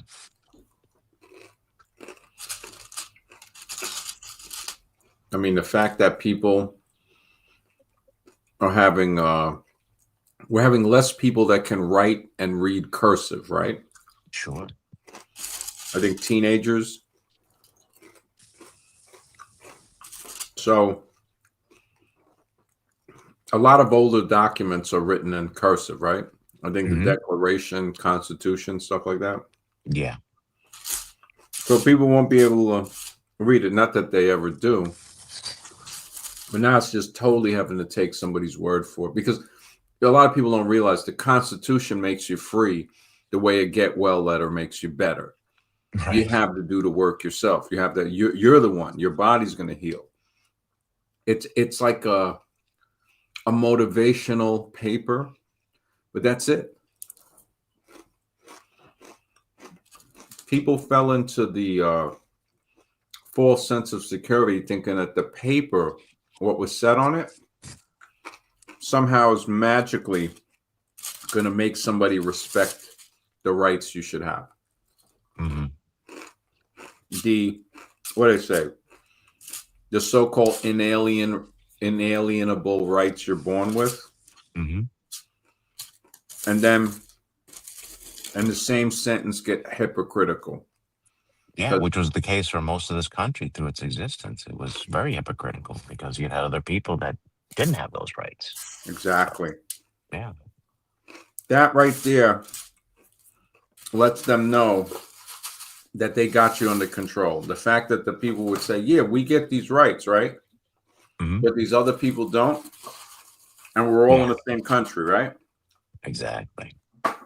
That cognitive dissonance right there is slavery on steroids. Yeah, It's like, literally. yeah. And now when we see people, oh, this and that, and it's like, well, it's what we built. Hmm. That movie, A Dinner with Andre. The movie Dinner with Andre it was a pretty good movie. It was just them sitting there talking for most of the movie at a dinner table, but really deep conversation. And he said, "You're from New York, right?" And he said, "Yeah." And he goes, "That's the place where the prisoners built the prison, and now they become the guards of the prison they built." Mm. And I was like, "Wow." And he told him, he goes, "You ever find yourself, you leave New York and you find yourself going back there?" And he's like, "Yeah." When he Wow. said that, it hit me because I've left New York a few times only to come back. I remember because I've been traveling since I was a kid. My father worked for the airlines, and I was just always a traveler. That's why I really don't care to travel that much.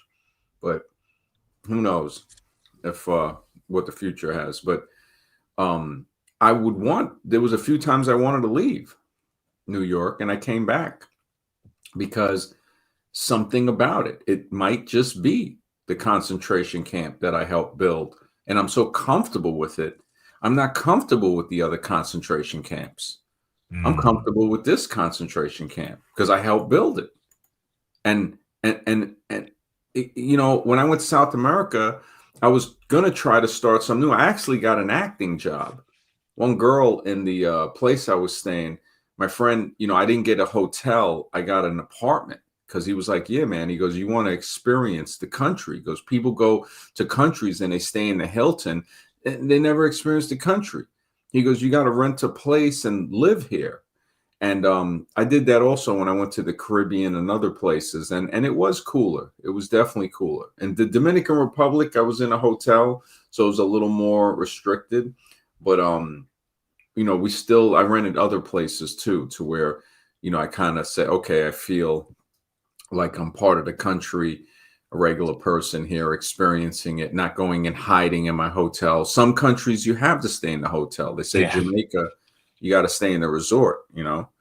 So I guess it depends where you are. But in Uruguay, in South America, I remember hanging out on the border by Brazil. You'd meet people. Some of the Brazilians coming in were very friendly, and they speak a language called Portuñol. It's a blend of Portuguese and Espanol, Right. which it can be kind of interpreted, but yeah, it's like, Portuguese. Some Portuguese is actually similar to German. I was surprised. Really? Um, Wouldn't yeah, have there's thought a that. friend. Yeah, he spoke German and he could understand, but Portugal, Portuguese, not Brazilian Portuguese. There's a little difference in there. It's like certain emphasis on certain words will be a little different. Um, I think like red, vermilion, we have vermilion, crimson, those are red colors. I think in Portuguese it's vermelho. And Mm. I think in Brazilian it's like a vermelho. So they have like a different kind of like certain German, Austrian, you might have a different pronunciation, but it's very similar. Magic Man says, and with the gods, will the gods use AI to speak to us as they did using statues and idols? Possibly, man. Mm. Or the spirits. I mean, maybe not the actual God, but Hmm. but Yeah. but they Yeah. call themselves gods, though, of course, and they get worshipped like Mhm. gods, but they're probably spirits. Yeah, man.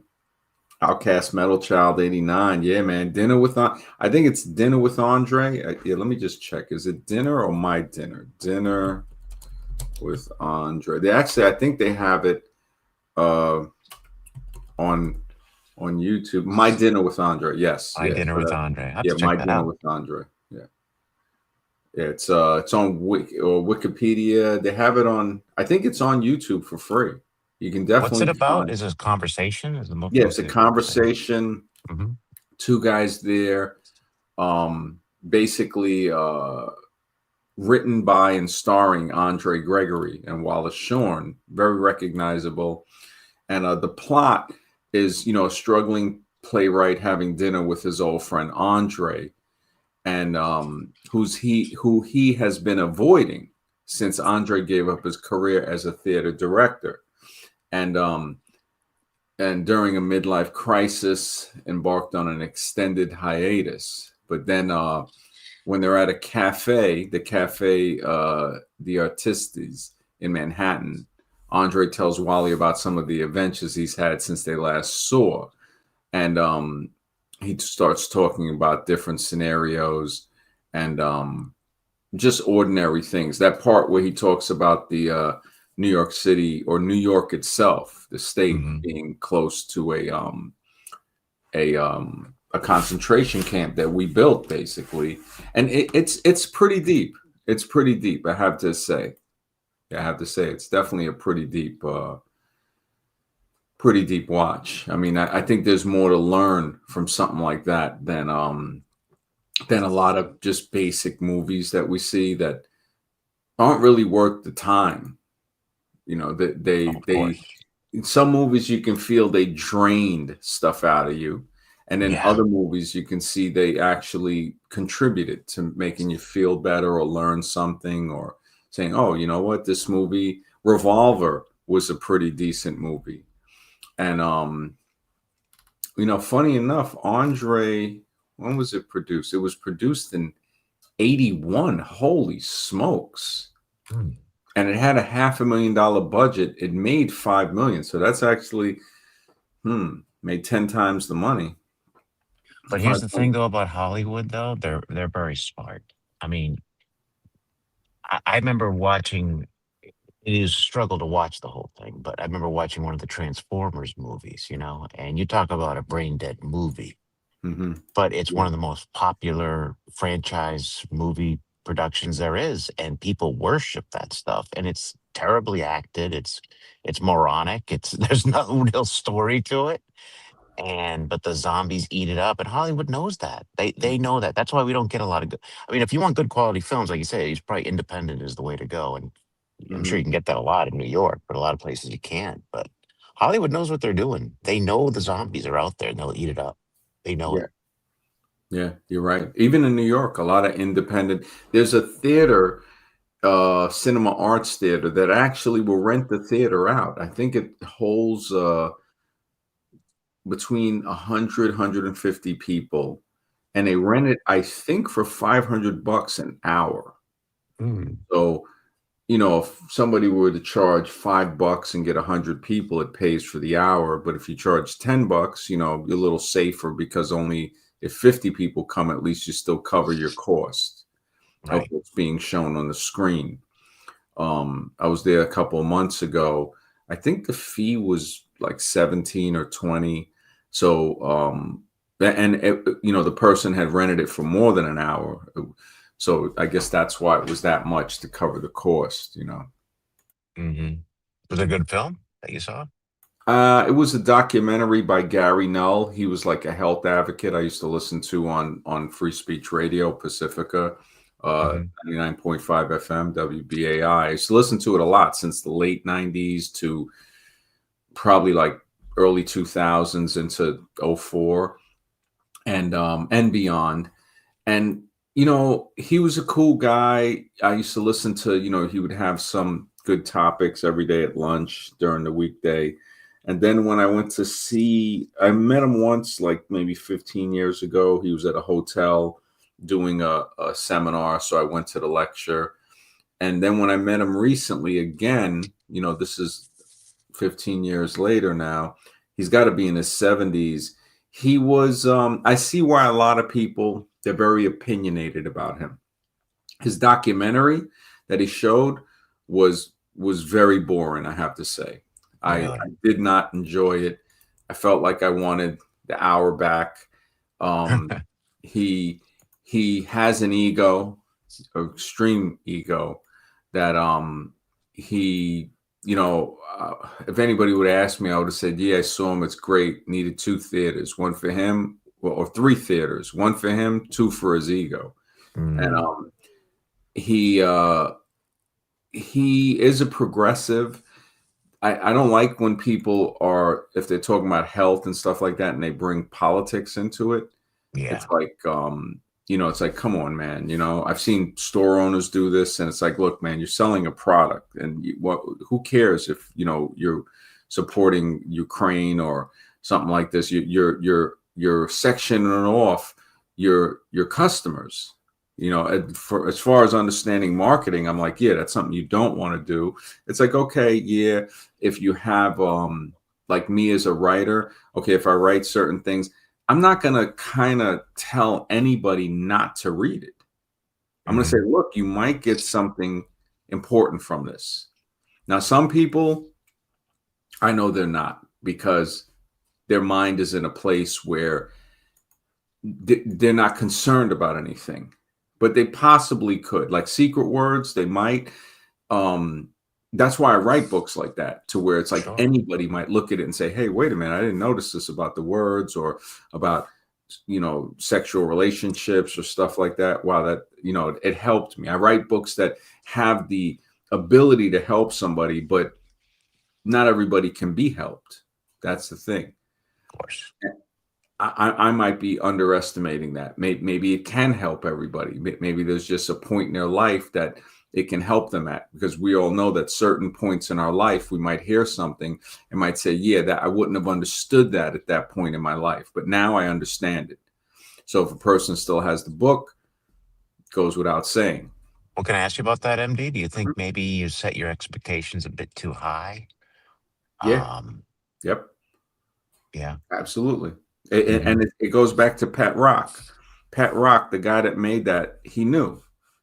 He knew there's more zombies than survivors. Yeah. So if you sell to the zombies, you're going to be a little more successful. I mean, the human origin thing, I think will touch on a lot of things, because I get into race, I get into how people may have been created, which I don't see too many people touching on it from a scientific aspect.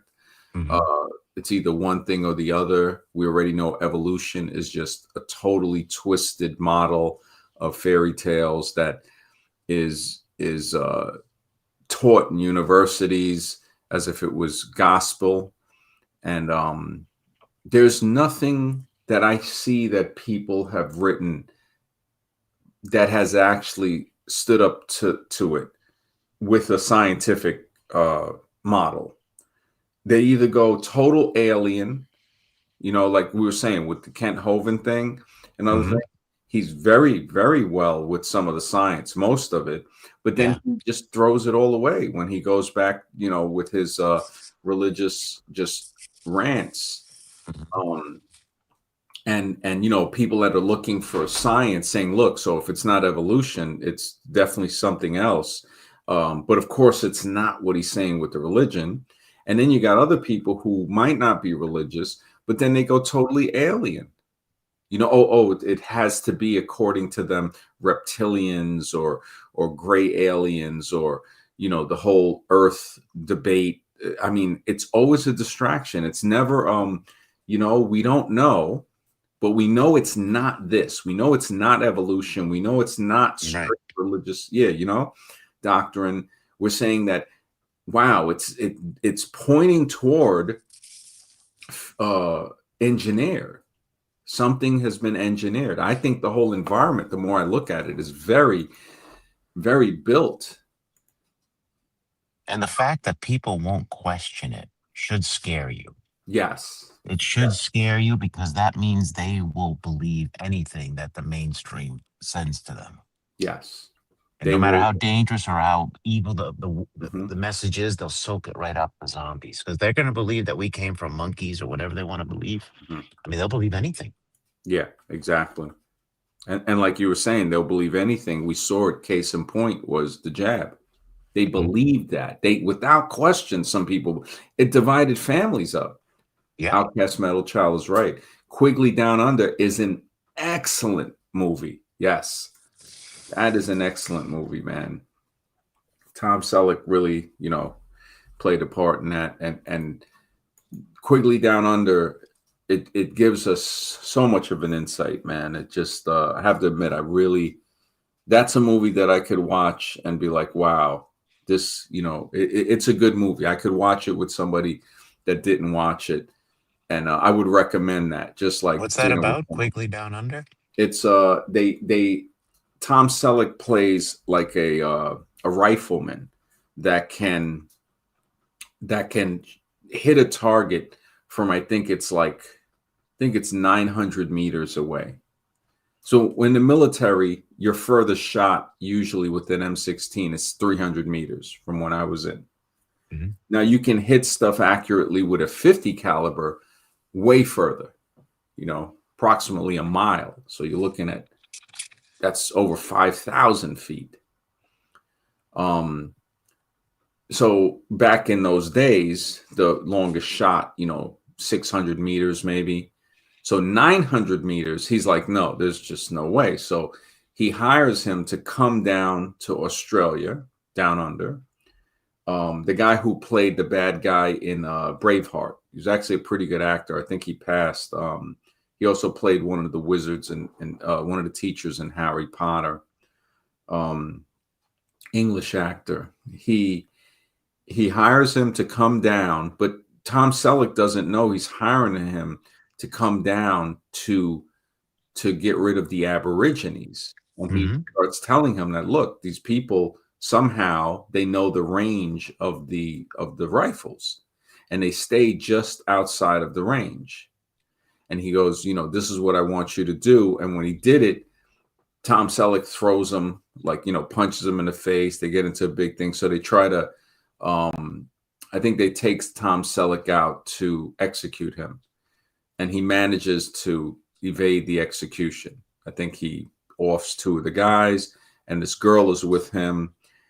She's an American that is a little loony, but, she's down on her luck. And they eventually meet up with, I think, like they see the atrocities that are happening against the Aboriginal people there. And the amazing thing that I will bring into this in my book with the human origins is that there's a part where you see an Aboriginal child, a child that is maybe 2 or 3 years old. And the dark Aboriginal child has very bright blonde hair.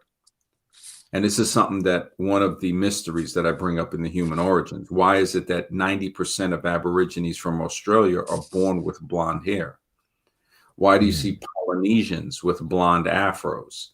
And this is why with the human origins book, I'm thinking that it will have people, it might de-zombify them in some sense, where they're like, wait a minute, this is like really, this is stuff that we need to consider.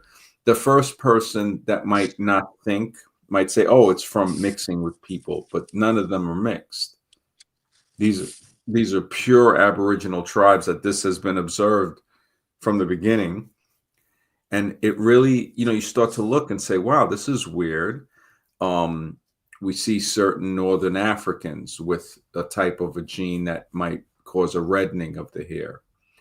We do see this in many of Irish people and other people throughout certain areas, Celtic type origin. But Quigley Down Under, when he saw those atrocities and he saw what the mounted police were doing in Australia, was basically running these people off of cliffs to where they were dying. And so they hired him to, get rid of these people. He refused, got into it with them. And just little things in the movie, the way he had like a demeanor that was calm, cool, and collected. Like, they thought, okay, because he was a great marksman with a rifle and had his own particular, I don't know if he made it himself, but he had special ammunition. And it just, it was a good movie. It was a good movie showing stuff about how it was or how they said it was. Mm-hmm. A guy who actually stood on his morals.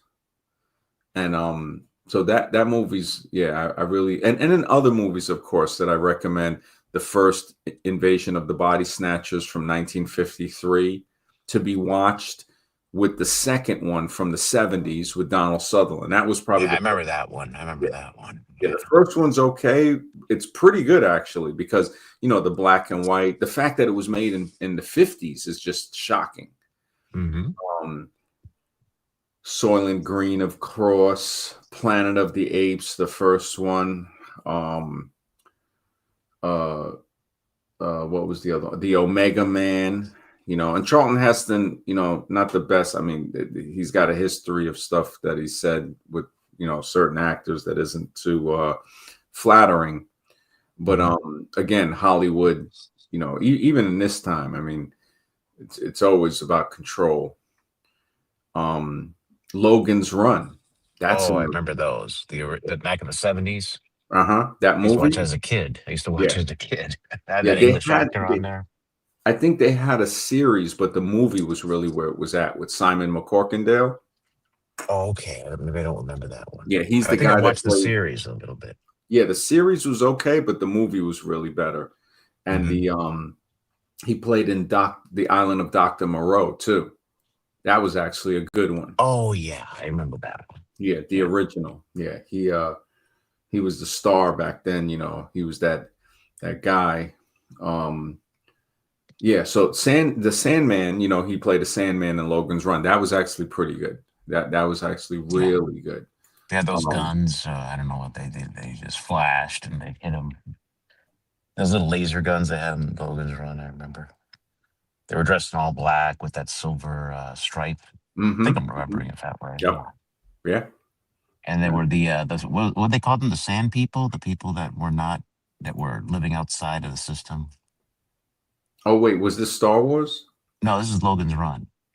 Remember Oh, the they'd have some runners, the runners. yeah, the people they'd have to go after to Yeah, capture. yeah. They were called the Sandman because Hmm. I think they put people asleep or extinguished them.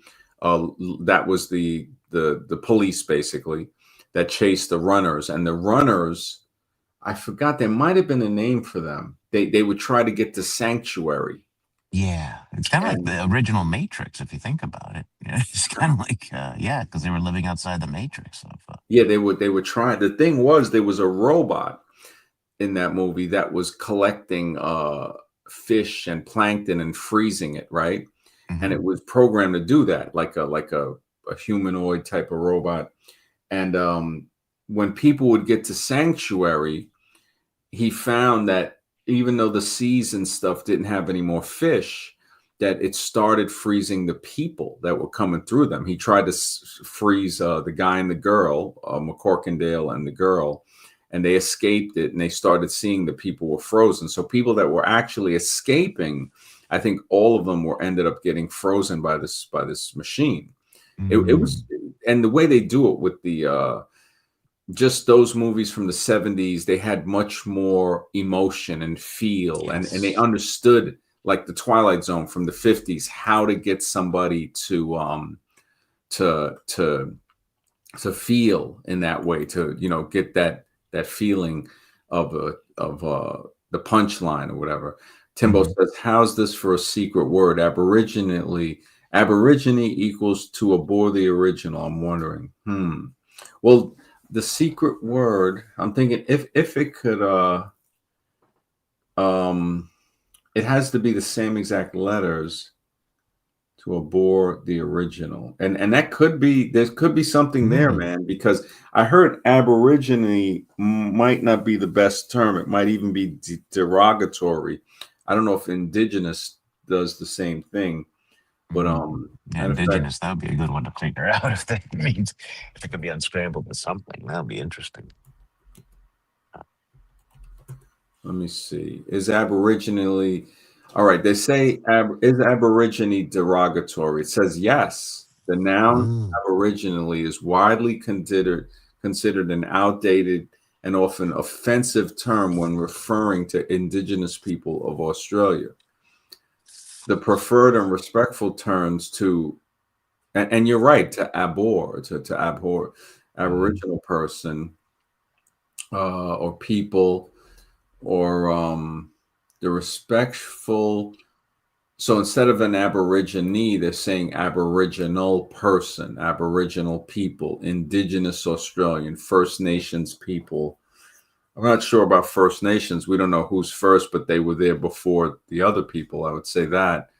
Um, who knows who was there before them, or how did they get there? See, this is where the mystery comes in, where evolution will just try to lie and tell us, oh, they came from the primitive apes that were. It's like, no, that does not make sense, and that Mhm. diminishes.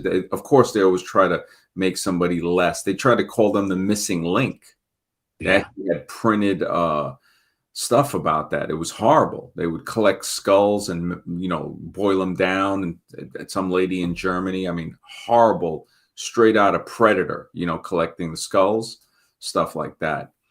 Um, so they're saying it does homogenize it and lumps together hundreds of diverse and distinct language groups into that Aborigine thing, and that's what we see they do with white and black as well.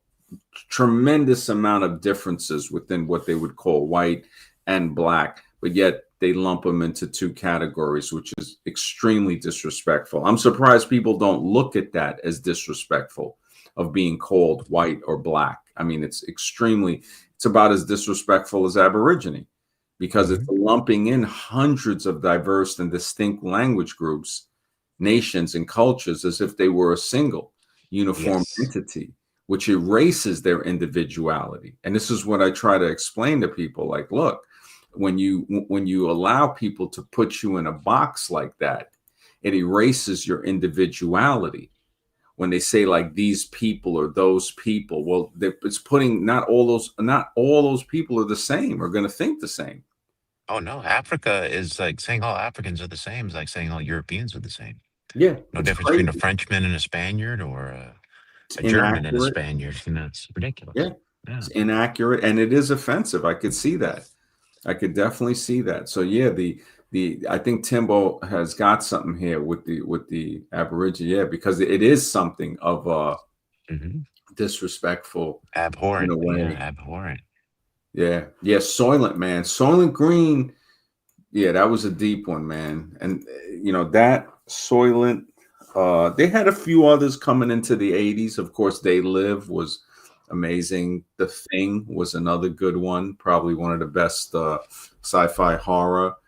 Aliens, that was another one. That was one where part two was actually kind of better than part one. What'd you Um, think about Close Encounters of the Third Kind?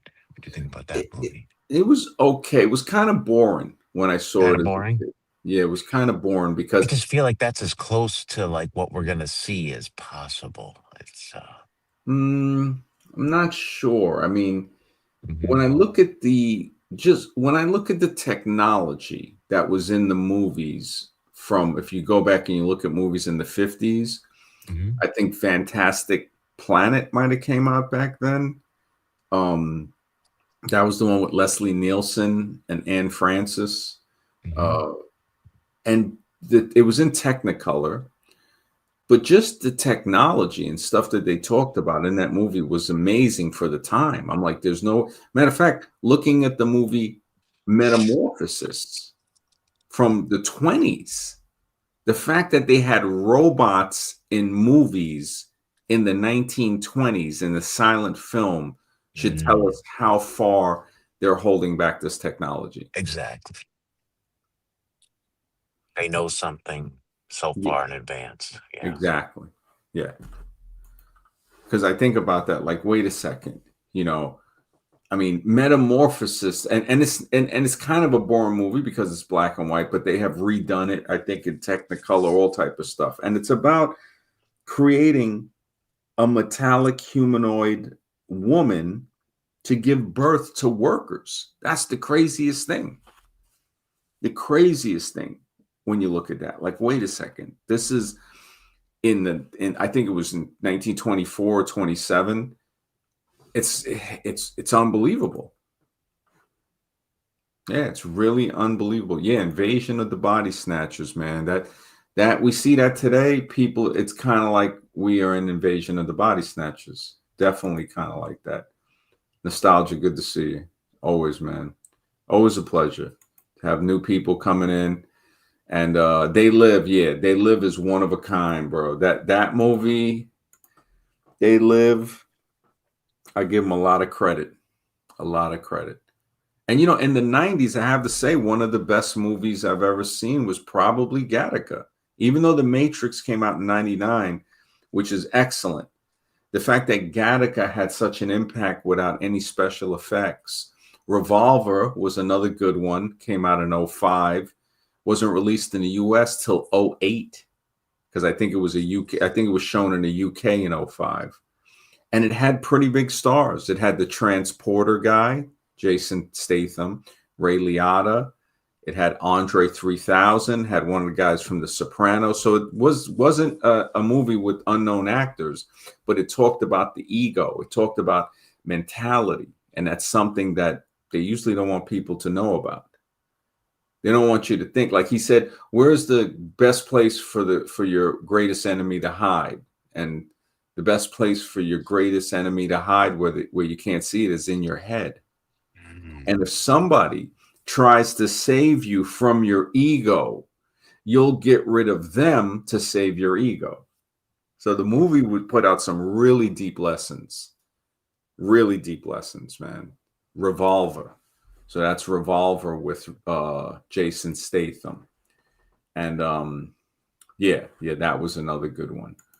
So there are some good ones. I mean, but now, I mean, who knows? In the future, it might be like you can't. You want to watch a movie? It's like, where's your digital ID? Yeah, yeah, that's what they're gonna do, and they probably come out with some really incredible movies like virtual reality, and you could just not just watch sitting in a theater anymore. It'd be like you're in the movie almost watching it, you Hmm. know. Yeah, So yeah. I remember years ago, people waiting for virtual corn and stuff like that, and it's mhm. like that is crazy. Yeah, Gattaca. I think it's spelled with it all Gattaca,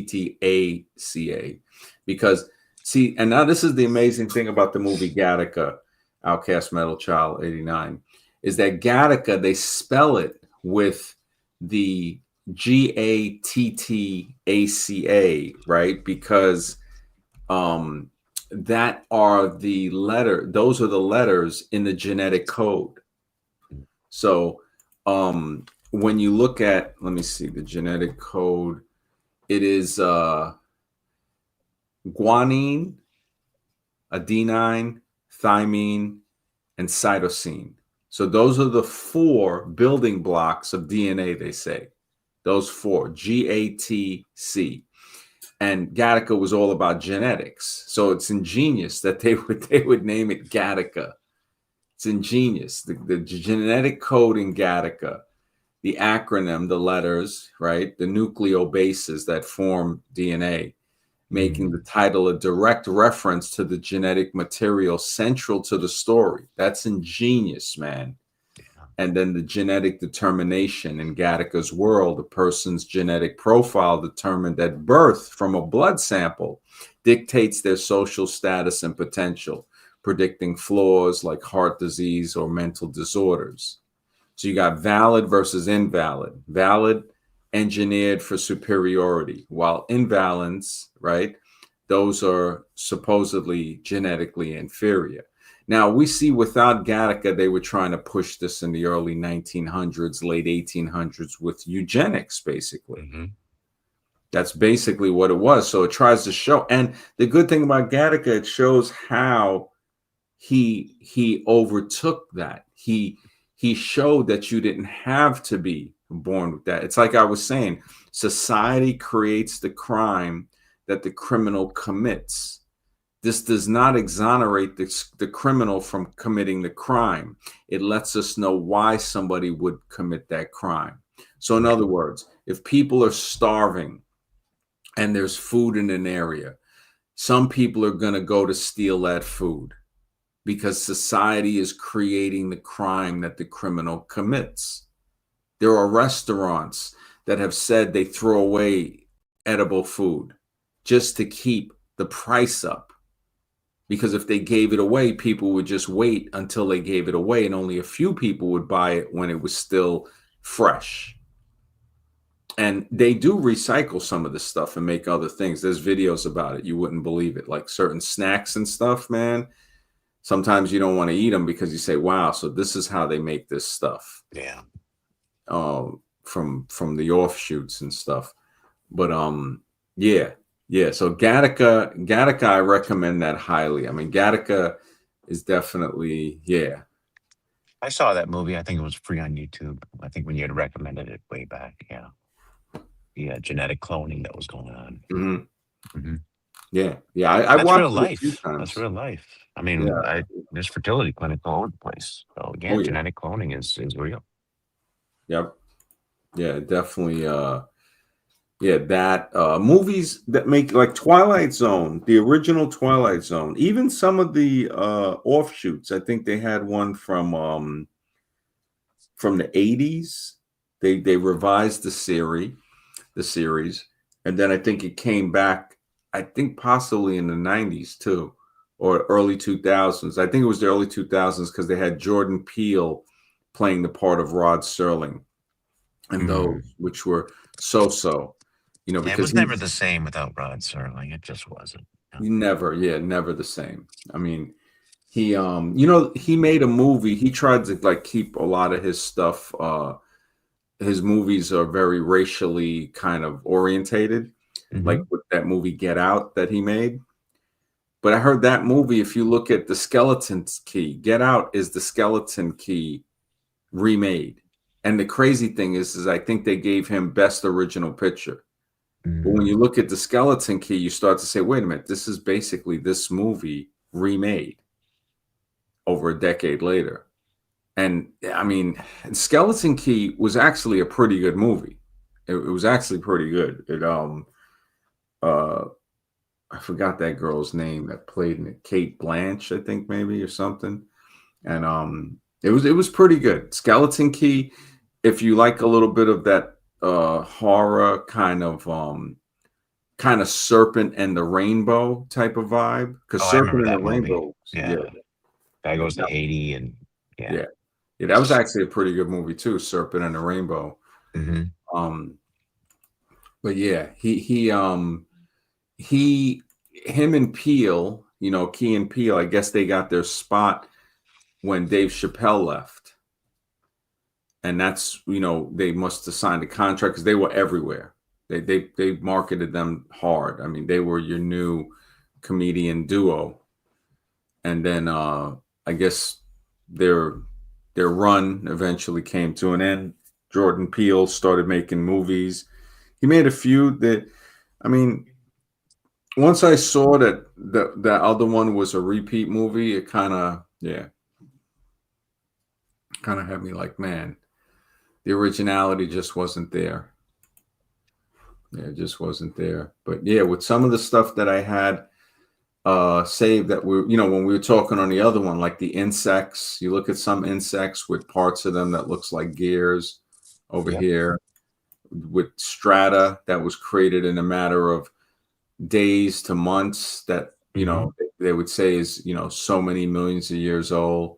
And how we said I saw something with toys from the 70s, and when I looked at this thing here, and when you look at this thing here, it's like, what does somebody, so you have three characters and then you have a Planet of the Apes character. So if a kid who is not from a certain descent, what does he have to look at as far as these toys but an ape man doll? And then the other ones are all superheroes. One's a space alien, the other two are superheroes. And then what does the other kid have? Right? I mean, it's so entrenched, this evolution, this fairy tale, that just it's really sad. And then you don't see stuff like this guy, the Aboriginal, who is basically the inventor of the helicopter patent. And that all they remember is Sikorsky. Oh, he made the first working model. But what did he make it from? He made it from this blueprint and other blueprints. The Pattison Car Company. The fact that you had an African American family producing automobile cars in the early 1900s. I think it was started in the late 1800s. And then it was turned into the Greenfield Bus Company before the Great Depression. The fact that you had this, that they don't look at that. They will show people a rapper and a football star before they show somebody, a man, an African American man, that actually him and his sons made a car company, basically. Stuff like that, that's history. And it's not taking anything from anybody else, because Sikorsky did build a working helicopter. So we have the way how two people, one makes the blueprint, other makes the final product. And then we had Paul Williams made it to where another African American inventor from America wanted to put a helicopter in people's driveways, making it personal.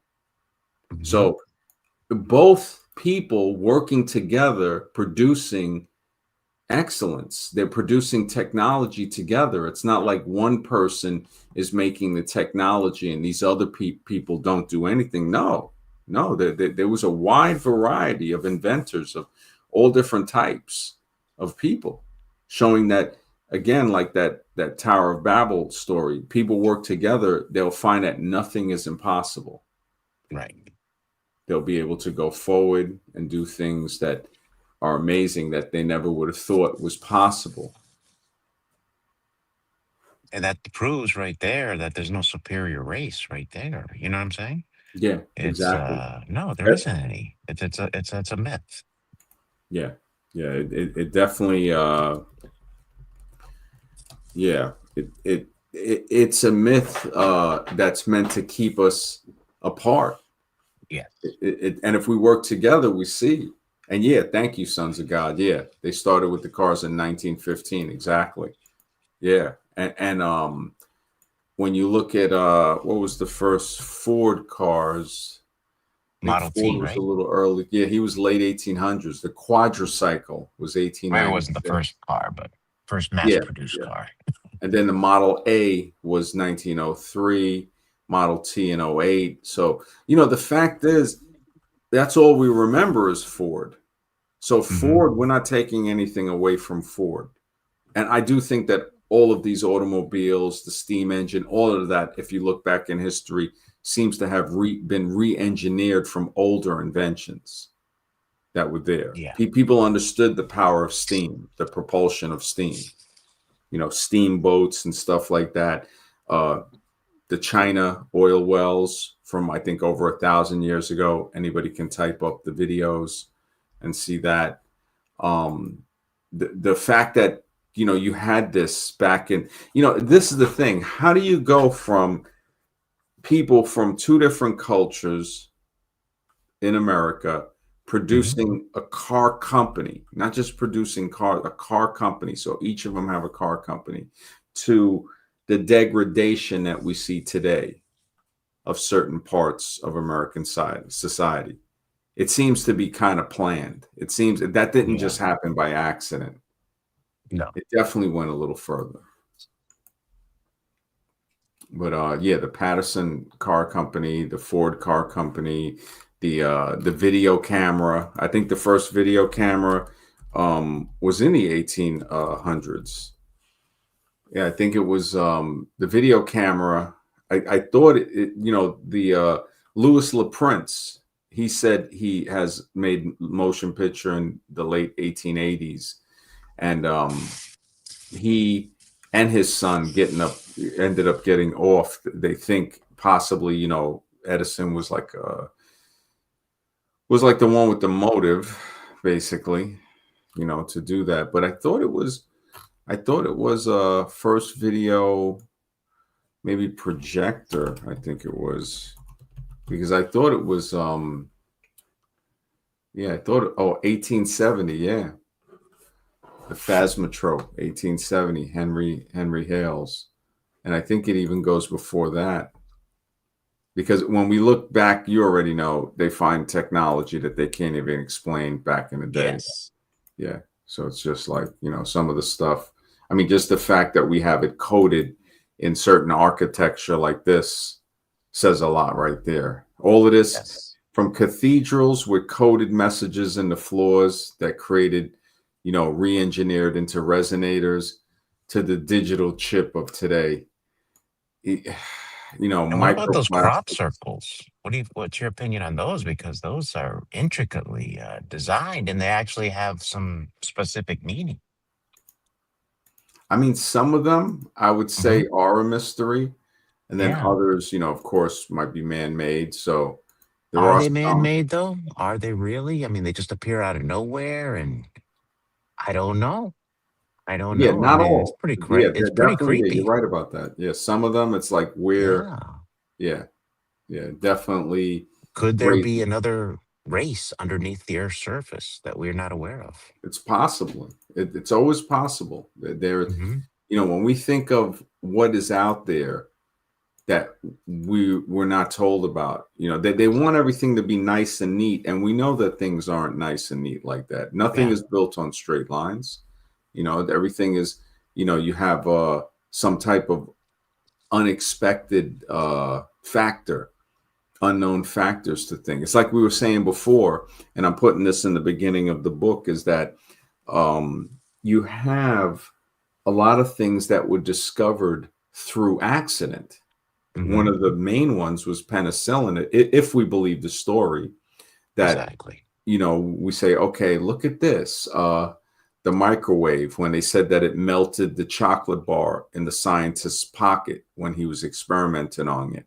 So saying, wait a second, this thing can actually melt things or cook something, or, if the story's told correctly, if it's true, Well, in the if that. Bible, no, I Mhm, just want to say, in the Bible, they claim that spirits, or angels or demons gave the information, gave knowledge on weaponry and on women how to use makeup. Basically, they passed on mhm, technology to the humans.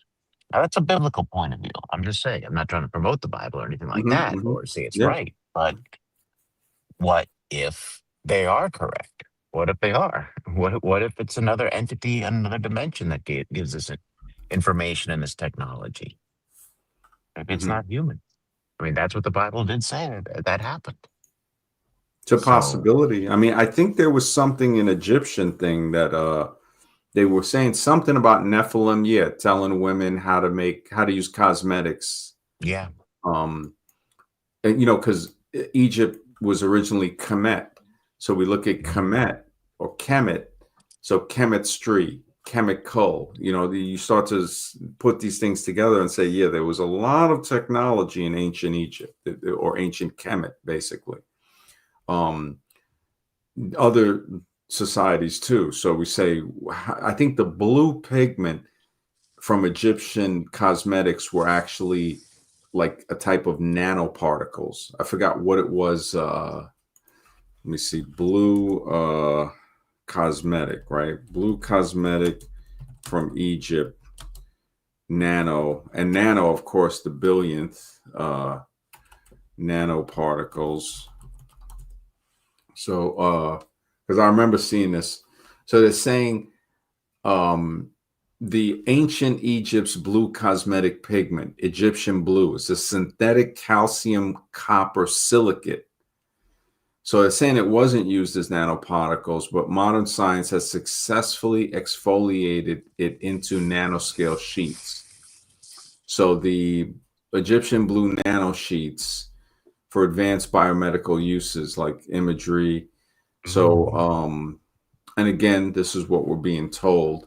The original cosmetic pigment involved heating sand, copper, lime. Just the fact that they knew how to add these things together to get that color, and the fact that it was a synthetic pigment made by heating silica, sand, lime, calcium, basically, in a copper source, and an alkali,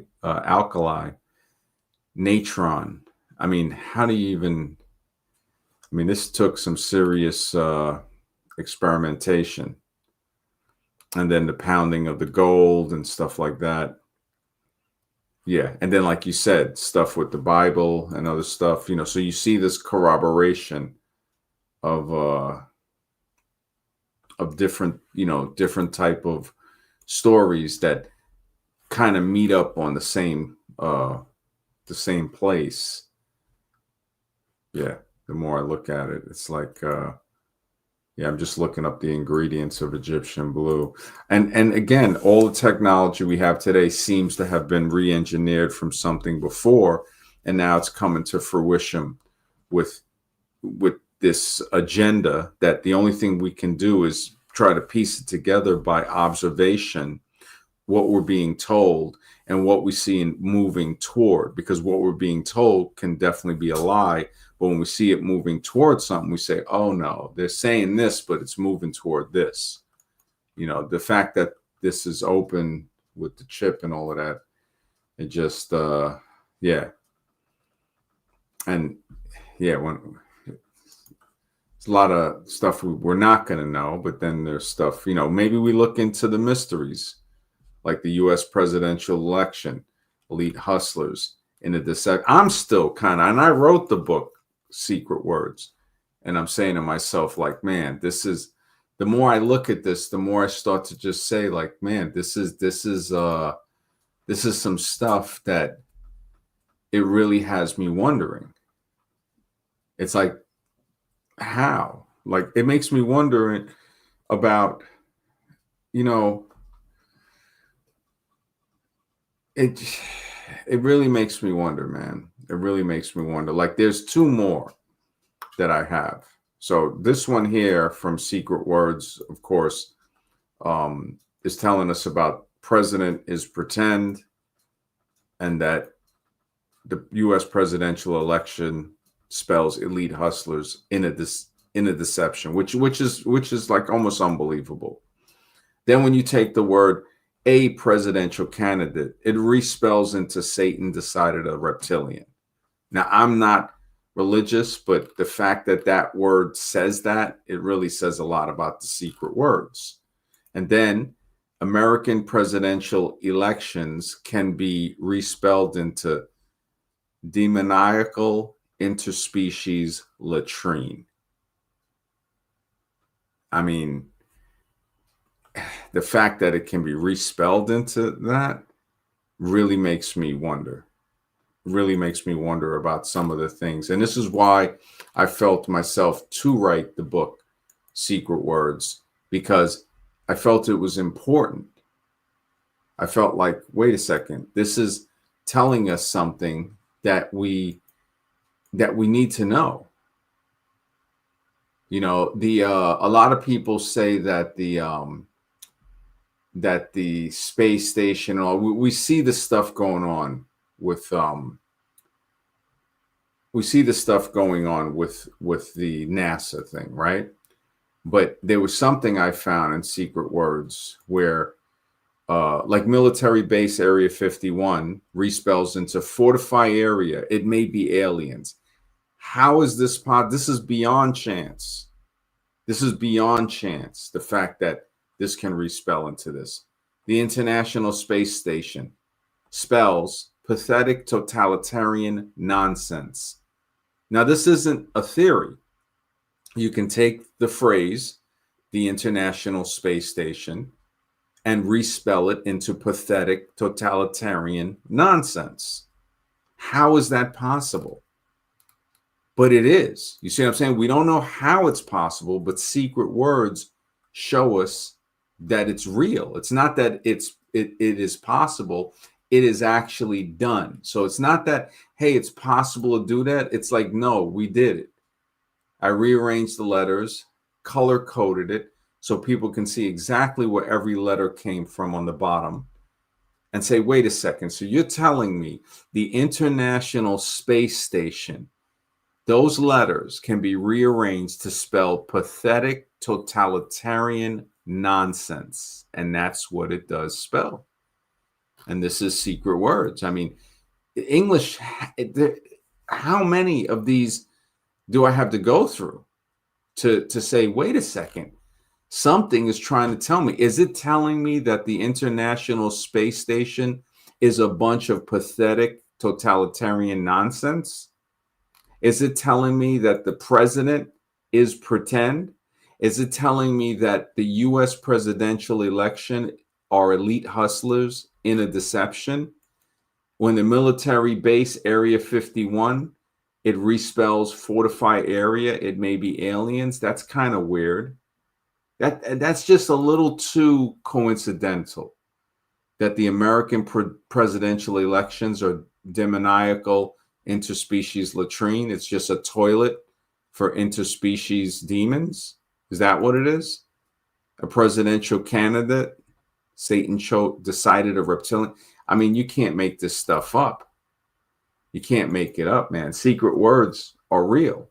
It is what it is. But yeah, man, it's been a great stream. I'd like to thank everybody in the chat.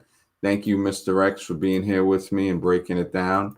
And yeah, thanks, MD. Sorry, I was caught up with work. Sorry, yeah. But great show. Great show. Yeah, definitely, man. Always a pleasure, man. I'll try to stream tomorrow night, maybe in the day, but more toward the night. I'll see how the day goes, depending on my schedule.